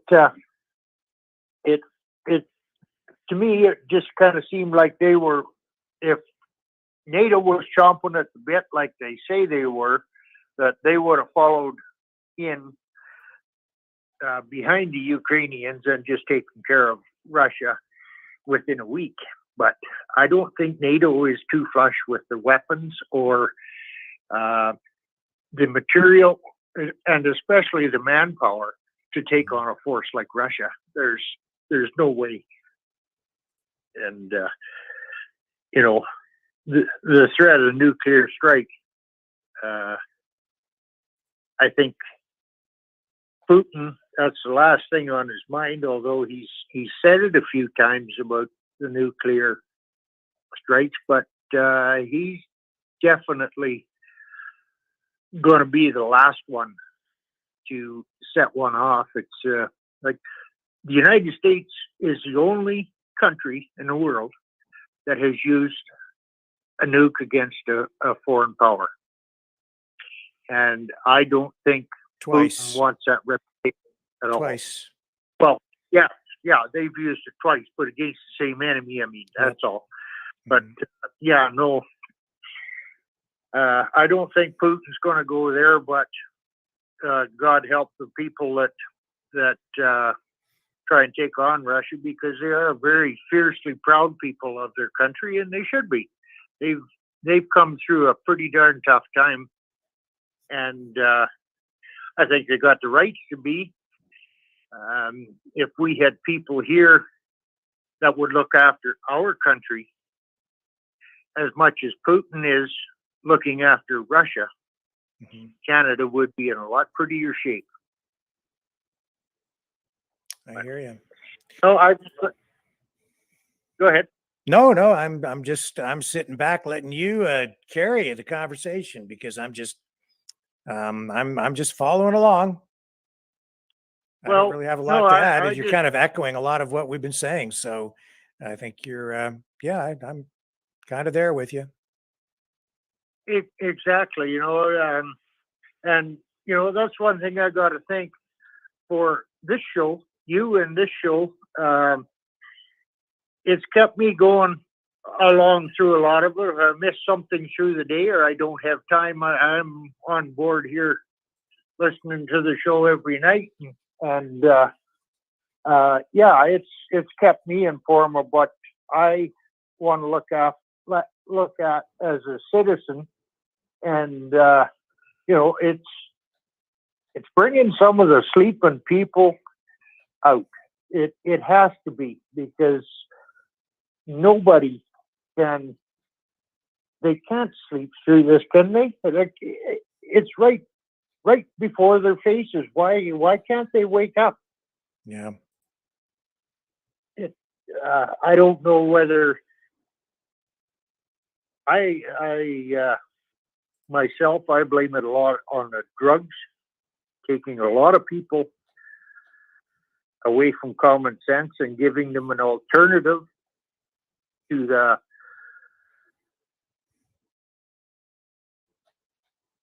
piss poor world that we live in. It takes them away from their the question right now kind of circulating is, where is Prigozhin tonight? And that is not really clear. Western media, a lot of speculation. I think the last time that we can really confirm where he was yesterday when we ran that clip from journalist Patrick Lancaster in Rostov-on-Don when Prigozhin was there in the back of a vehicle. And Patrick Lancaster managed to get a very brief comment from Prigozhin as he was slowly driving through a crowd. And the word is that he's supposed to make his way to Belarus, where he will be not, stationed and not charged, and I guess enjoying to some degree protection from Lukashenko up there. But it's not really clear where he is tonight. I don't know. Well, this is probably wise. You probably don't want people to know where you are when you're him right now. No, I wouldn't doubt he is in Belarus. And the men that were with him are probably those 5,000 men anyway are with him, because there's also 35,000 Russians in Belarus stationed. Now, speculation, but I wouldn't doubt we're going to see something from the north come back down in there. And that's where it could get tricky, because that's also getting in pretty close to where the NATO forces are stationed. Right. And, that to me is going to be the real hot wire, is if something happens, and God help him, if something goes on in Belarus, she's going to be bust wide open. There will be no stopping it. Well, listen, sir, I appreciate your call. We're going to move on. We've got other people in the queue. And you bet. It's been a great talking to you again. Look forward to the next one. Yeah. Yep. Same here, Rick. Okay. Have a good night. Take care, my friend. Yep. Bye. All right. Yeah, you too. Who do we have on the line now? You got the man without a plan to master all disasters coming to you, Rick. Hey, Mr. Bird Saver Man. You know what? Why couldn't have been a turkey? Why couldn't have been a turkey that flew into my window? He needed you, man. He picked your house because he knew you would save him. Yeah, well, we all have a right and responsibility as humans. Any life form whatsoever that's in distress, give a helping hand. I'm not a vegetarian. Don't get me wrong. Yeah, I'm not a tree hugger, but I don't care if it's a dog, if it's a bird, if it's a cat, if it's a fish, if it's a turtle trying to cross the street, a busy street, or the geese. Right? You have an obligation as a good human being to stop and intervene, right? Mm-hmm. Without changing the course of nature. Yeah, well, I think what you did there was great, and that was a beautiful bird, really beautiful bird. I've never seen one up close like that. Yeah. And then I had to put it in the cage. I didn't have gloves. I'm like, shit. Hopefully this thing don't get a hold of me with those sharp talons, right? To do some quick damage. But he was stunned. He was knocked out. And when I first got to him, it looked like he was dead, like he broke his neck, right? He was laying down. And I grabbed the video and I thought, okay, I'm going to do a video of this bird, right? And then by the time I came out of the house with my phone, it was standing up. But he would have been cat bait if I wasn't there. Yeah. Yeah, the cats were already lurking for him. As for Prigozhin, mm-hmm. I think it's, Rick, honestly, I think it's a Trojan horse. And Putin's a smart man, okay? Because now you have the Wagner group closer to Kiev, okay, than, is it Kiev or Odessa? Yep. No, Kiev, yep. Closer, about 100 kilometers away. Closer. Right. He's closer to Kiev than you are to me in Windsor. Yes. Think about that for a second. Yeah, and that combined with the other Russian forces that were already stationed there in Belarus, they're within striking distance of the capital. The counteroffensive is focused on objectives in the south, and it is leaving Kiev vulnerable. And if they launch an assertive attack on the nation's capital, they could end the entire conflict simply by taking out the seat of government. And they're sleeping with one eye open now in Kiev. Yep. Because my prediction is this war is not going to go on for longer than 90 days. It's all done. Okay. This is my prediction and only my prediction. They just made a strategic move, like a checkmate. Okay. By putting Prigozhin in Belarus. He's still loyal to Russia and the Russian people. Yeah, well, some people saying that may be a viable theory, and it may come to pass. 100% it is. Do you think for a second that Putin couldn't have droned out 5,000 people? Well, precisely, yes. Even the vehicle he was in, he could have counterstruck at any moment, took out the leadership of the Wagner, okay, but he didn't. Okay, it's going to work in his benefit. He's not a stupid man. He worked for who before? The KGB. Mm-hmm. Okay, he's not a stupid man. Okay, and Lori said it right. They were like masturbating on mainstream media. Oh boy, this is the end. This is the end. This is the end. Believe me, they're sleeping with one eye open in Ukraine tonight. And I feel very sorry for the good folks that are getting put to the front of the meat grinder. Okay, mm-hmm. As they come in their houses and put guns in people's hands and force them to the front lines. This is over. I believe it's over. Yeah, well, I'm not as bold as you. I'm not going to make that kind of prediction because I just don't know. But that is certainly a very viable scenario. And also, you have to keep in mind that Prigozhin, as part of his involvement with the government and the military, ran cyber warfare, information warfare campaigns for the Russians in the U.S., admitted to doing it back in 2016. So his company, one of his companies, was directly involved in that. So he's part of, the Russian psyops, and that might be exactly what we just witnessed. It might be the most elaborate psychological warfare operation we've ever seen. It's a Trojan horse, my friend. Mm-hmm. And Putin played it like a champ. I'm telling you. Watch, I'm in a betting town with Caesars Windsor only a couple miles from me. And I'll tell you, I'd put $1,000 down on this one. This war ends within 90 days or less. Enough's enough. Yeah. right? Well, So, it would be but nice to see it end. Yeah. well, there's another war going on too, and that's the mayor's race in Toronto. Yep. Okay, Olivia Chow gets in. Look out, folks. I feel really sorry for you guys in Toronto. I watched all the interviews of Olivia Chow and the other leader there that's endorsed by John Tory, who was leading 10 minutes ago ahead of Olivia Chow. What's her name? Aladdin or Alita? Anna Baileo. Yeah, by Leo. Okay. Either way, Toronto's in deep shit. Okay, you think Chinese interference? You have it right there with Olivia Chow. What I can't stand about politics, all politics at all levels, is whoever gets the most money in their political campaign are the ones that usually win. Even our Windsor Mayor Drew Dilkins, he had the money from the Chinese.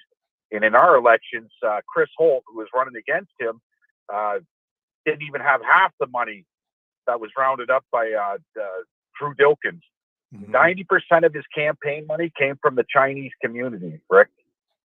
Yeah. That's Chinese influence, okay? And I don't care what anybody says. It was right there. So they got to take out the cap on donating, okay, to these candidates, because these guys are getting millions of dollars, some of them, especially in a Toronto mayor's race, or Vancouver or Montreal. These are big cities with big, deep pockets. Yes, and people are putting it in.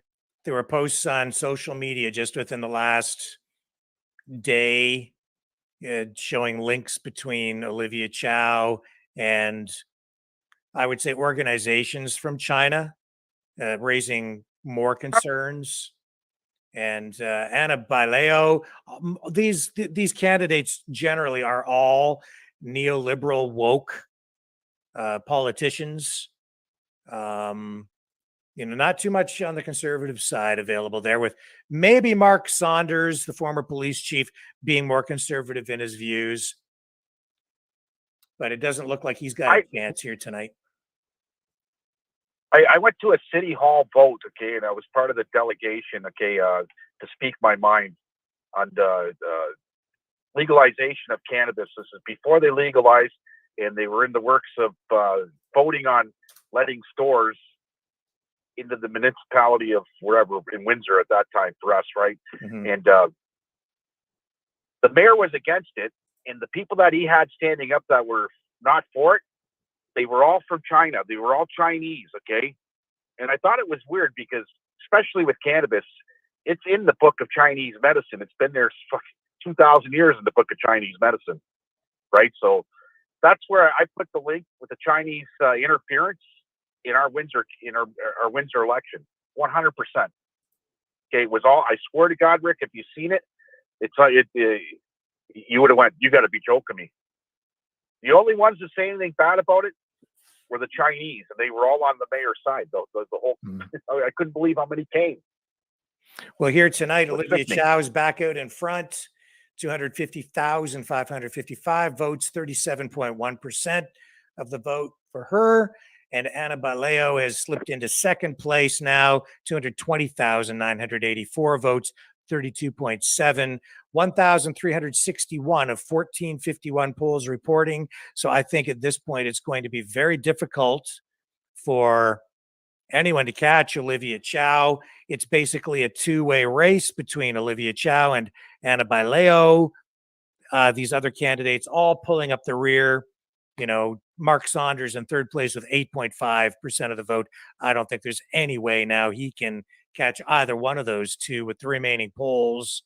And Chris Sky, he's the guy we've been following. Let's see how he's faring here, if at all. Chris Sakochia, because I know a lot of our viewers are very interested in him. Where are you, Chris Sakochia? Over 80 candidates. Like, it's an insane number of people running. Chris Sakochia, where'd you go? I'm looking here. Does this surprise you at all, Leo? These results? No, it don't. It don't. The freedom movement. Okay, it's big, but it's not in one area. Okay, as a whole throughout the country, it's big, huge. Okay, But in one area like Toronto, especially when I was up there at one of the rallies they had in Toronto, and I met Paul PDS, who's on here. Yeah. I met Paul personally up there, and we went for coffee and stuff. The showing wasn't as big as I thought it was going to be, and that's when he made his debut, I think, on running, or he was talking about it. He was talking about running for the mayor. Yep.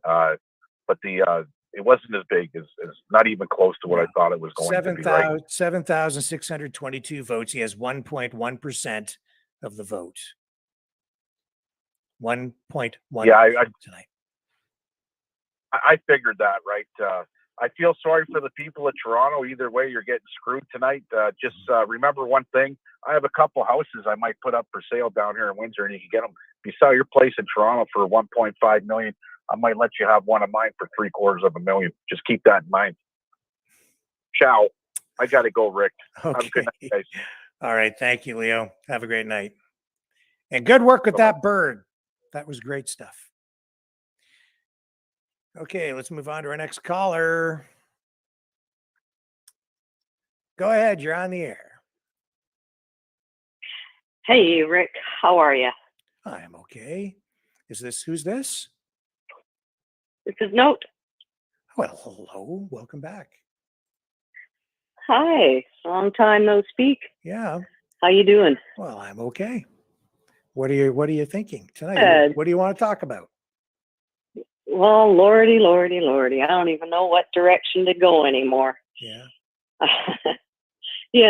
I mean, it's been a while. I've been listening as I've been busy doing stuff. I got a lot on my plate right now, but, just some of the stuff that comes to mind, Lord, 100% agree with Leo about Chow. I truly, in my gut, believe that there's some sort of interference going on there. That's just crazy. I just watched her in a parade, very woke parade, dancing around with her pale pink and pale blue sandals and shit. Oh, come on. Listen, come on. Something's just, I smell a rat. I do. I smell a rat. I can't even believe I'm talking about political stuff, because I was the last person to even care really 8 years ago. But holy moly, it's just all of this stuff is in our face, right? And, I'm surprised this whole woke stuff is going on to such a degree. Nando's has gone cashless now. Sorry, who? Which company? Which company? Nando's. That chicken place, Nando's, Nandos, Nando's. I don't have one around here. I'm not even familiar with it. Is that a chain? Oh, yeah. There was one in North Van. When I was living in North Van, there used to be a Nando's right on Lonsdale. But I don't know if it's worldwide yet or anything, but I saw a guy do a video going into a Nando's. It might have been in the UK. I can't remember. Anyways, and he said, I've heard you've gone cashless. And the guy behind the counter said, yeah, we have. And he goes, I don't see that you have any tills anymore. He says, no, we took them all out. They actually removed their tills even, which is madness. I can't even believe that they think that, I don't think any reaction to any company that does this stuff right now, I see it being 110% negative. The comments on their announcements, people are like, no. I haven't seen anything positive about companies that are going cashless. I just haven't. Any sane person can see the pitfalls of that, right? Sure. Yeah. Well, I see that that chain has at least some locations in Ontario. I see there's one in Hamilton, but I've never been to a Nando's myself, so not familiar with. Well, they're not that. I went to the one in North Van once or twice, and it's not that great. It's kind of like fast food, kind of. I don't know. It was nothing to write home about, and if I was still living in North Van, I would never go there because of this. I can tell you that. Yeah. And I think most people feel that way. So I heard some theories about why companies do this, and I don't know. They're all into, obviously, in my humble opinion, they get incentives. From what I've heard, they get incentives through the WEF/government to go cashless, right? To implement this whole cashless society thing, from what I'm hearing. And some businesses are actually getting like $100,000 incentive to do this, right? Well, to me, that's incredibly short-sighted because most people aren't going to go for that. And with what rents cost, which is insane, that $100,000 ain't going to go far, don't you think?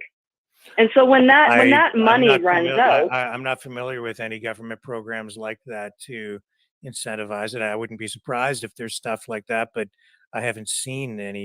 Is it federal or provincial or what do you know? I don't know. I'm not sure. I can't remember right now. I've got a head full of all kinds of other stuff. And I didn't even know what I was going to talk about when I called you, but it's just been so long.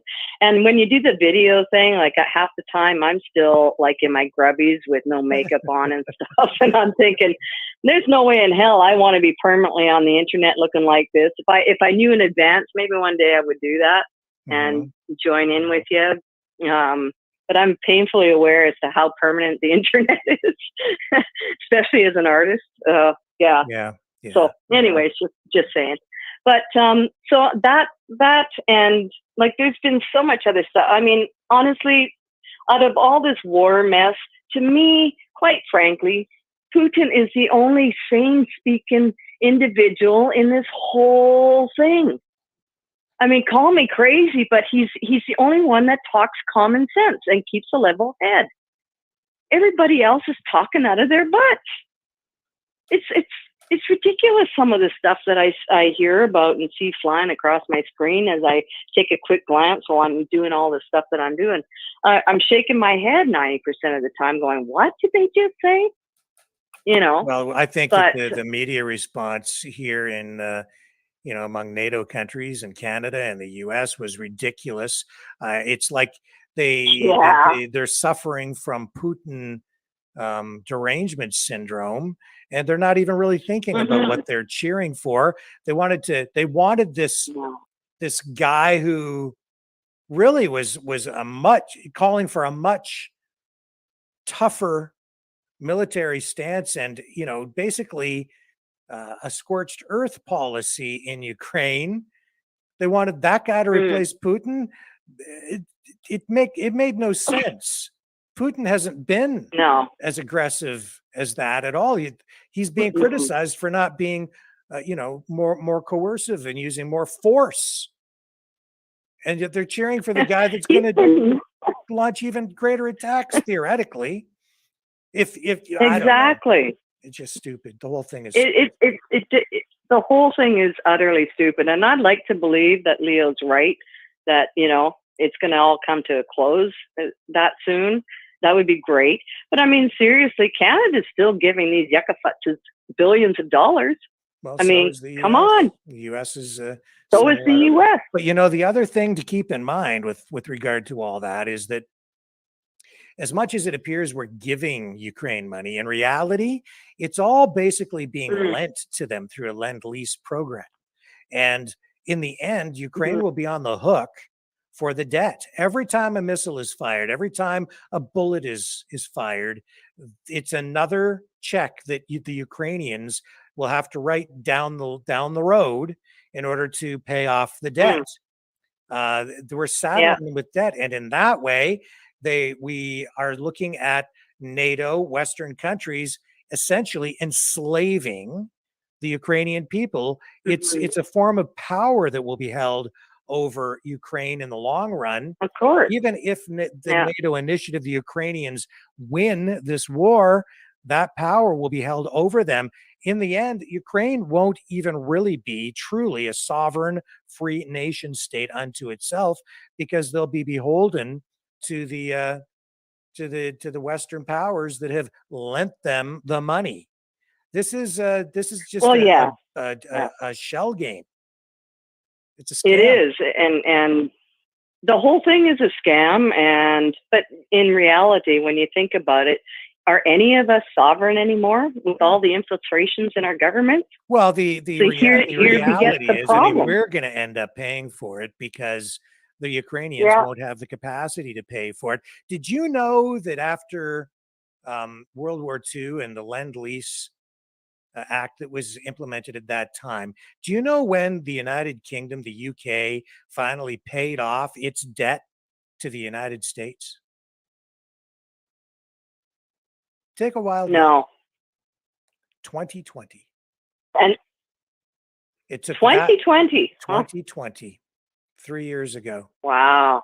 It took that long for them to pay off the debt from World War II through the Lend-Lease program that was implemented at that time. And now here we are doing this with Ukraine. And when we emerge from this, Ukraine will be indebted, to the tune of trillions of dollars, with an economy that is a fraction the size of what the United States has. I don't see them ever being able to repay it. So the whole thing is no. I think that's going to be endless. None of it makes sense, and everyone involved they're gonna buckle under the weight of this at some point. And I don't know what will happen, but it's bad. And I mean,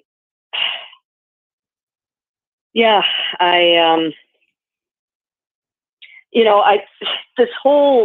everything is such a, I don't even know what the word is to use, but okay, I'm pacing now to get my head clear. I think, honestly, my honest, humble opinion, I think all voting needs to be halted completely. I think the whole system needs to be taken right back to the core, paper ballots, IDs, none of this other weird stuff. I think the investigations into all this interference needs to happen, and no voting should happen, because honestly, I smell a rat. I mean, the business with Freeland on not just the WEF she's on, I can't remember the name. The name of this other board that she's on, but all of it is conflict of interest. How this is even allowed, I don't even know. How Trudeau can get away with this $105 million contract he signed for Canadians for this digital thing through the WEF. All of this stuff is corruption and treasonous and conflict of interest. It's a bloody mess. I truly think that my humble opinion from this very simple Canadian is, after everything I keep seeing, everything needs to be halted. The interference thing needs to be examined and cleared up, so that there's no question when it comes to voting. I smell a rat with this Olivia Chow in a big way. I mean, holy cow. I mean, just a little bit I've seen of her, I do feel sorry for Toronto. Vancouver is a heck of a mess, with, this legalized drugs BS. You got things that look like food trucks downtown Vancouver with sandwich boards, but oh, hey, you can get cocaine and, whatever off these sandwich boards at what used to look like food trucks, but now they're drug trucks. I mean, and yet Health Canada is working very hard to shut down our Canadians' accessibility to natural supplements. I have a 34-page thing written up on that. We're in big trouble. Oh yeah, Canada's going to legalize hard drugs, but no, you can't have your natural supplements. I mean, come on. Like this, it's a mess. It's a mess. I mean, there's just so much going on, and I just really do hope that, Leo's right. At this point in the Toronto mayoral by-election, Olivia Chow is leading with 263,301 votes, 37.2% of the votes she has locked up. Anna Baileo is second with 229,565, 32.4%. So of the polls, 1,392 are reporting of 1,451. So I'm going to say that Olivia Chow is going to be the next mayor, because I just don't see that there's enough space there left for Anna Baileo to make up that gap. Or anybody. Yeah. And how did she get that far? And Toronto 99 News on Twitter had already announced that she won over a half hour ago. Yeah. They've already tweeted that, Yeah. So I mean, it's simple how she math won and with her projection. rainbow stuff. Yeah, exactly. Well, But I mean, I smell a I have rat. to say this: Toronto is a progressive city. It is a liberal city. It's very socialist. It's very diverse. It has people from all over the world there. It is not the Toronto that we had back in the 70s or even the 80s. The demographics have changed dramatically. As much as the people on this program, our viewers, our listeners, are freedom oriented, probably more conservative in their views as I am, as you are. You have to realize that, just look at that video that I ran of the Pride Parade from this past weekend and look at the number of people out there. So when you see the protests on the, let's say the freedom protests or the anti drag queen storytime protests, yeah, they get crowds out for that too. But then compare that to the size of the pro Pride Month, Pride season celebrations. Oh, You Lord could help say us, those are Pride season. demonstrations too. They're a show of support and they are huge. So the reality is, people, there is a lot of public support on that side too. There's polarization politically in this country, and you can see it on the streets. You're seeing it here tonight. As much as people want to say that there's maybe rigging or whatever you want to say, no, you've got a whole raft of progressive, socialist, neoliberal candidates, woke candidates, a whole bunch of them, more than 80 candidates in total, very few of them conservative. Chris Sky being maybe the most prominent freedom voice, maybe the only freedom voice in the pack. He only got they did 1% everything they of the could vote. to stifle him. You cannot, they're not cheating to that degree. I'm sorry. It's just like that's not cheating. I think there's reality. I think there's something going on personally, but I don't know what. I wouldn't even know what to speculate. But just public opinion, smell a rat. advertising. They're it's campaign. Well, yeah, dollars, using the media. It's control of the mainstream media with government funding to it. Those are the things that influence the election. But people are going to sit here and say, and I know there are a lot of people who are probably saying, "Oh, it's all fixed. Like they cheated at the ballot box." No, not to that degree, folks. No, but they do manipulate the elections with information warfare, with government funding for mainstream media. It slants the coverage. They look at what they did during the election. They really didn't give the other candidates with other points of view. They shut coverage, right? They shut Chris Sky down how many times? Didn't include him in things. Right. And so that's what's fair about that? The elections. That's how it's done. Yeah, that's terrible. Yeah. But I mean, what in the mainstream media? I mean, at this point, the fact that they're like this whole thing with the parades and everything. What is okay? Like Toronto is probably going to see this more and more, and I feel so sorry for Torontarians. Naked men waving their parts around in front of small children down the street. How is that okay? I'm sorry, but this is what people are going to get more of with someone like Chow in place, obviously, because she supports all that. So the damage to our generations upcoming is going to be phenomenal. Of course, that's what they want, the WEF and in the governments, because every choice that they make is all against the citizenships. I mean, all these bills that they've put up against us, like Canada is in so much trouble in so many directions. It's mind-blowing.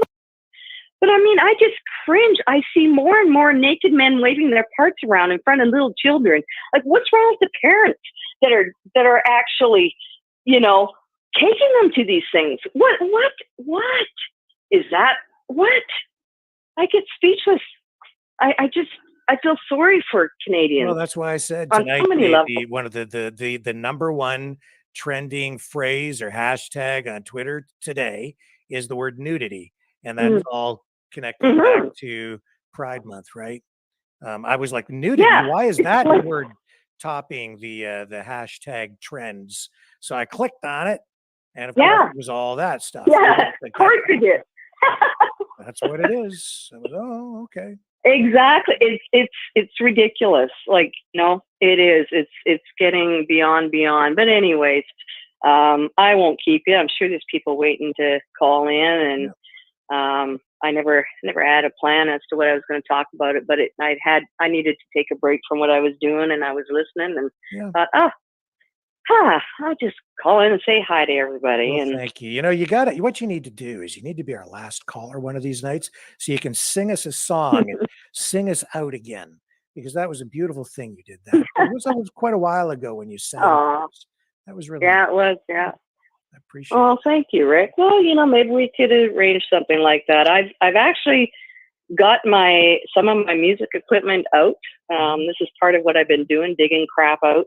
And I've had people. I did a little set for somebody who used to run a club here, and she was so excited. She's like, "The people of this place need to hear you."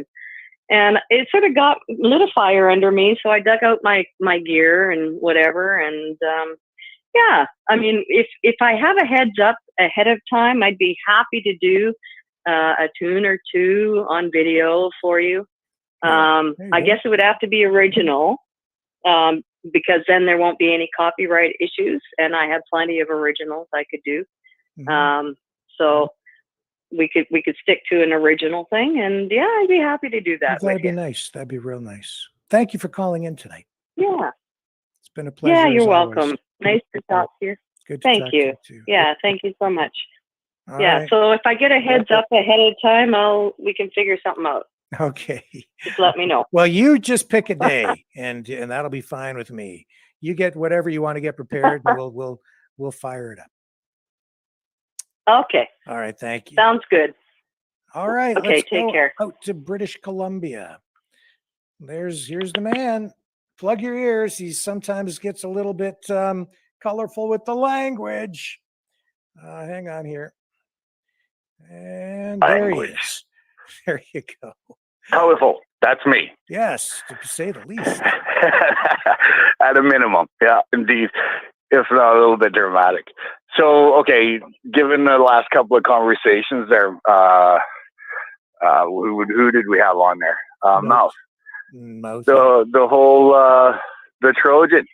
See this, I was on there with you guys the other night. We were on just briefly, though. We ended up getting back to the other, but that's what I was getting at.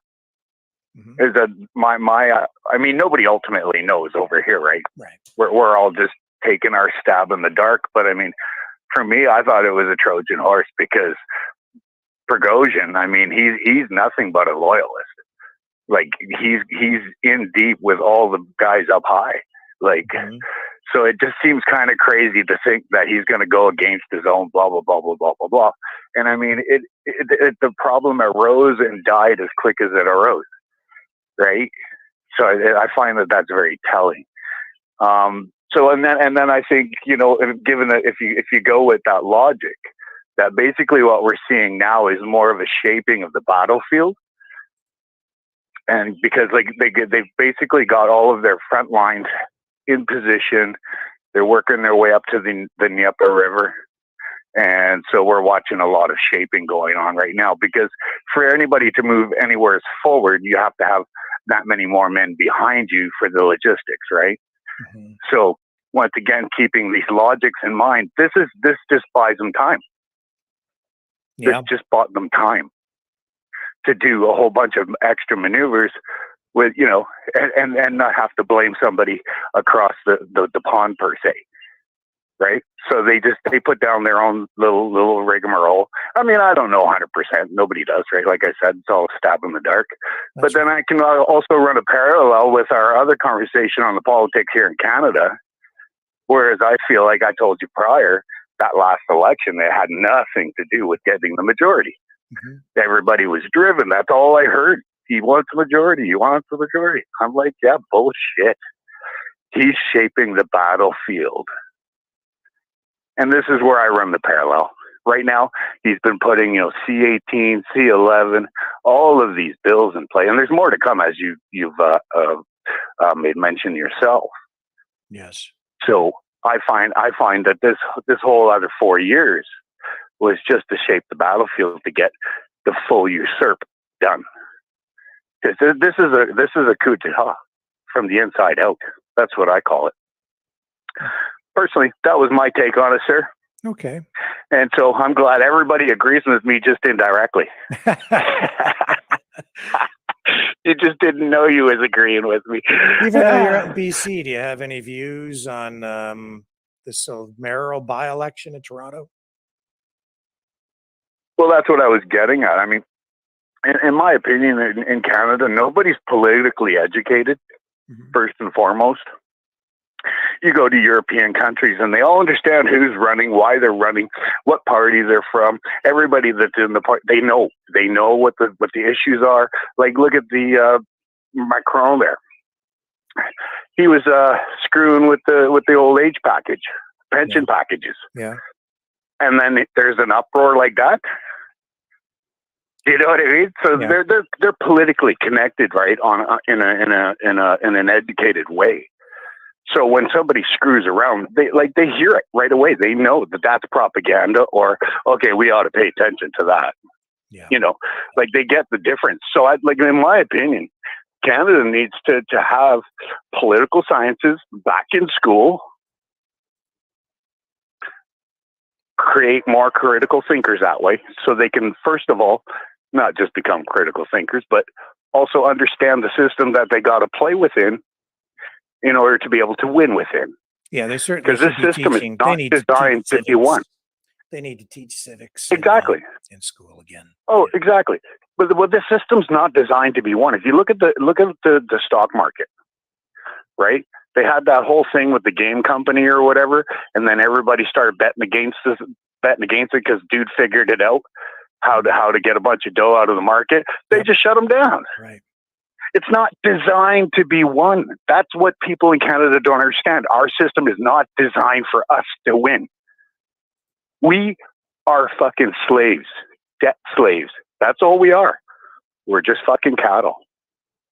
And that's my honest opinion. But I honestly believe that, number one, education needs to be in the schools, and I think that you have to vote every year when it comes to your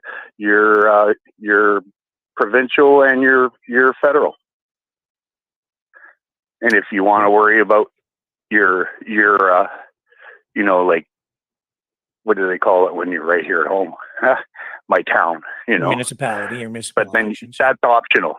Yeah, that's more of an optional thing. But your provincial and your federal should be mandatory, that you have to vote. And then we know the count every year, what's expected. We know it'll be much easier to track if someone's screwing around with it, first and foremost. So like one good thing backs up another good thing, right? Back to the rising tide. I don't believe in forcing people to vote. I don't think that it should be, a mandatory legal thing. Because in a free society, people should be allowed to vote or not vote. That's well, I understand that's your position on it. Yeah, and I'm good with that. It's just I think it would be like if you want to have a diplomatic society, then you need to be responsible within that society for the diplomacy. If you're not voting, you're not being responsible. You mean democracy? And that's or democracy. Yeah, sorry. Yeah. You need to be responsible for that. Otherwise, you can't really bitch about it. And then when you're all stuck in cages, getting jobs you don't want, well, what do you say, right? But anyway, I think there's a couple of small things that we, for me to bend the knee to go and vote for who I want in power over me seems to be a small ask on a legal, comparatively speaking, to the crap we've gone through in the last 3 years and continue to go through probably for the next 10 or so, because these people are still all going through court. I think and are sitting in jail, political prisoners. The biggest problem we have is that there needs to be some way to make the coverage and exposure that candidates get fairer. I know that it's very difficult when you have over 80 people running to be the mayor, where everybody gets equal exposure. But at the same time, you can see that the media coverage was extremely skewed and focused on just a few candidates. And as a result, I think the media really is responsible for the election tonight of Olivia Chow in Toronto. And that's an example of what the whole problem is with the system, where they exclude certain Well, look candidates her. from debates and they don't get a fair shake in, in the media. But I'm not sure I have the answers to those issues today in an era of social media and evolving technology. So these are things that need to be resolved, and it's going to take some time. Well, they're definitely colliding principles. I will give you that. But I mean, I really don't think they're really as complicated as everybody wants to make it out. Mm-hmm. It's all about morality, right? When you stick with the morality of a situation, you got stern, firm principles, then you usually end up doing the right thing. Yeah. Not the popular, maybe, but the right thing, right? I mean, and back to Chow. I mean, look who her husband is. Yeah. Like, she's got popularity coming out the yin yang. Yes. So it's more than understandable. You know what I mean? That she's Mm-hmm. running and ahead. So she definitely has the advantage that way. But I agree with you with the media and all of those things. But like I said, that's back to the shaping of the battlefield, right? Yep. That's Trudeau, hard at work, right? And not that, these provincial boys and girls aren't hard at work either. Like, look here in BC, we got Eby, right? Mm-hmm. He didn't even get elected, right? Our government was actually awarded the most secretive government. We got an award for that. Can you imagine? I didn't even know that they gave out an award for that. And I wondered, how did you beat Trudeau? But anyway, that was when Horgan was in. But anyway, he went out with throat cancer or something, a recovery stage, or I'm not sure what all the ins and outs are. Hopefully he gets better. But he was really selling us down the road. And then he kicks out and throws EB in, and now we're stuck with this dude until whenever. Right?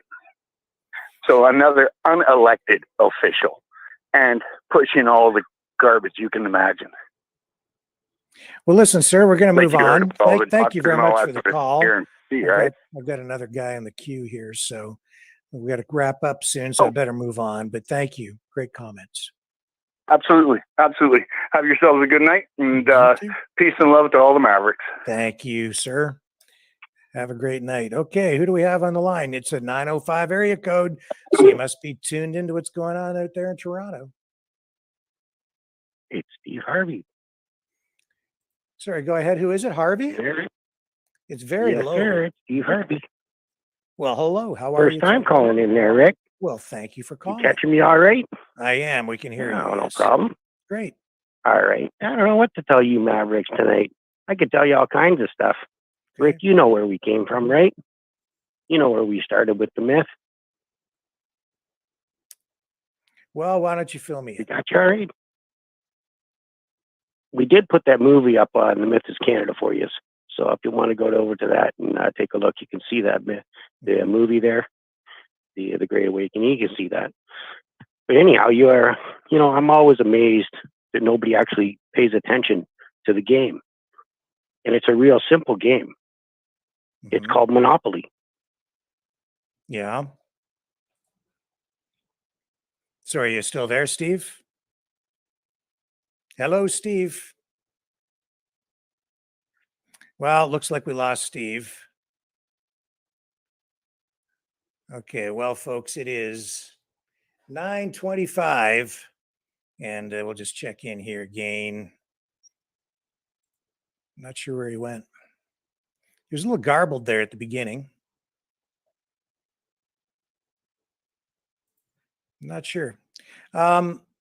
Anyway, let's look here. So Olivia Chow in Toronto, 266,223 votes, 37.1% of the votes in total. 1,411 of 1,451 polls reporting.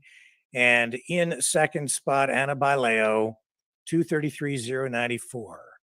So not too many polls left very clear that with what about 5%, 4.5%, 5% separating the two leaders, that Olivia Chow will be the new mayor of Toronto. And other news organizations projecting that as well tonight at this point, projecting an Olivia Chow victory in Toronto, Ontario, Canada's most populous city. And that means more socialism, more neoliberal wokeism. And that's the way it is. And tonight on this 26th day of June, 2023. And as we now approach just minutes before 9:30 p.m. Eastern time, I think it's about time that we probably wrap it up here tonight because we've gone later than normal. I appreciate everyone who called in this evening. I appreciate you guys spending your time with us here tonight. And I'm sorry that we lost our last caller there at the end.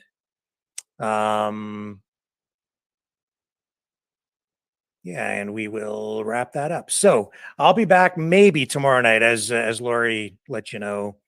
I might not be able to join you tomorrow night. I have some family things that I need to take care of. So it may be a night off for me tomorrow. I will try to be here at 6 p.m. Eastern Standard Time. If that is the case, notification will go out when we post the video. I'll probably be broadcasting from another location instead of the studio tomorrow night. But there's an off chance I won't be. So if you haven't subscribed, please do that on YouTube. And make sure you subscribe over on Rumble if you haven't done that. Like, share, subscribe. And I'll just take that down for tonight. And again, I appreciate everyone spending your time with us here this evening. I will have more, as I say, tomorrow night, if not the night after. Here on the Maverick News Channel. Catch you all on the flip side.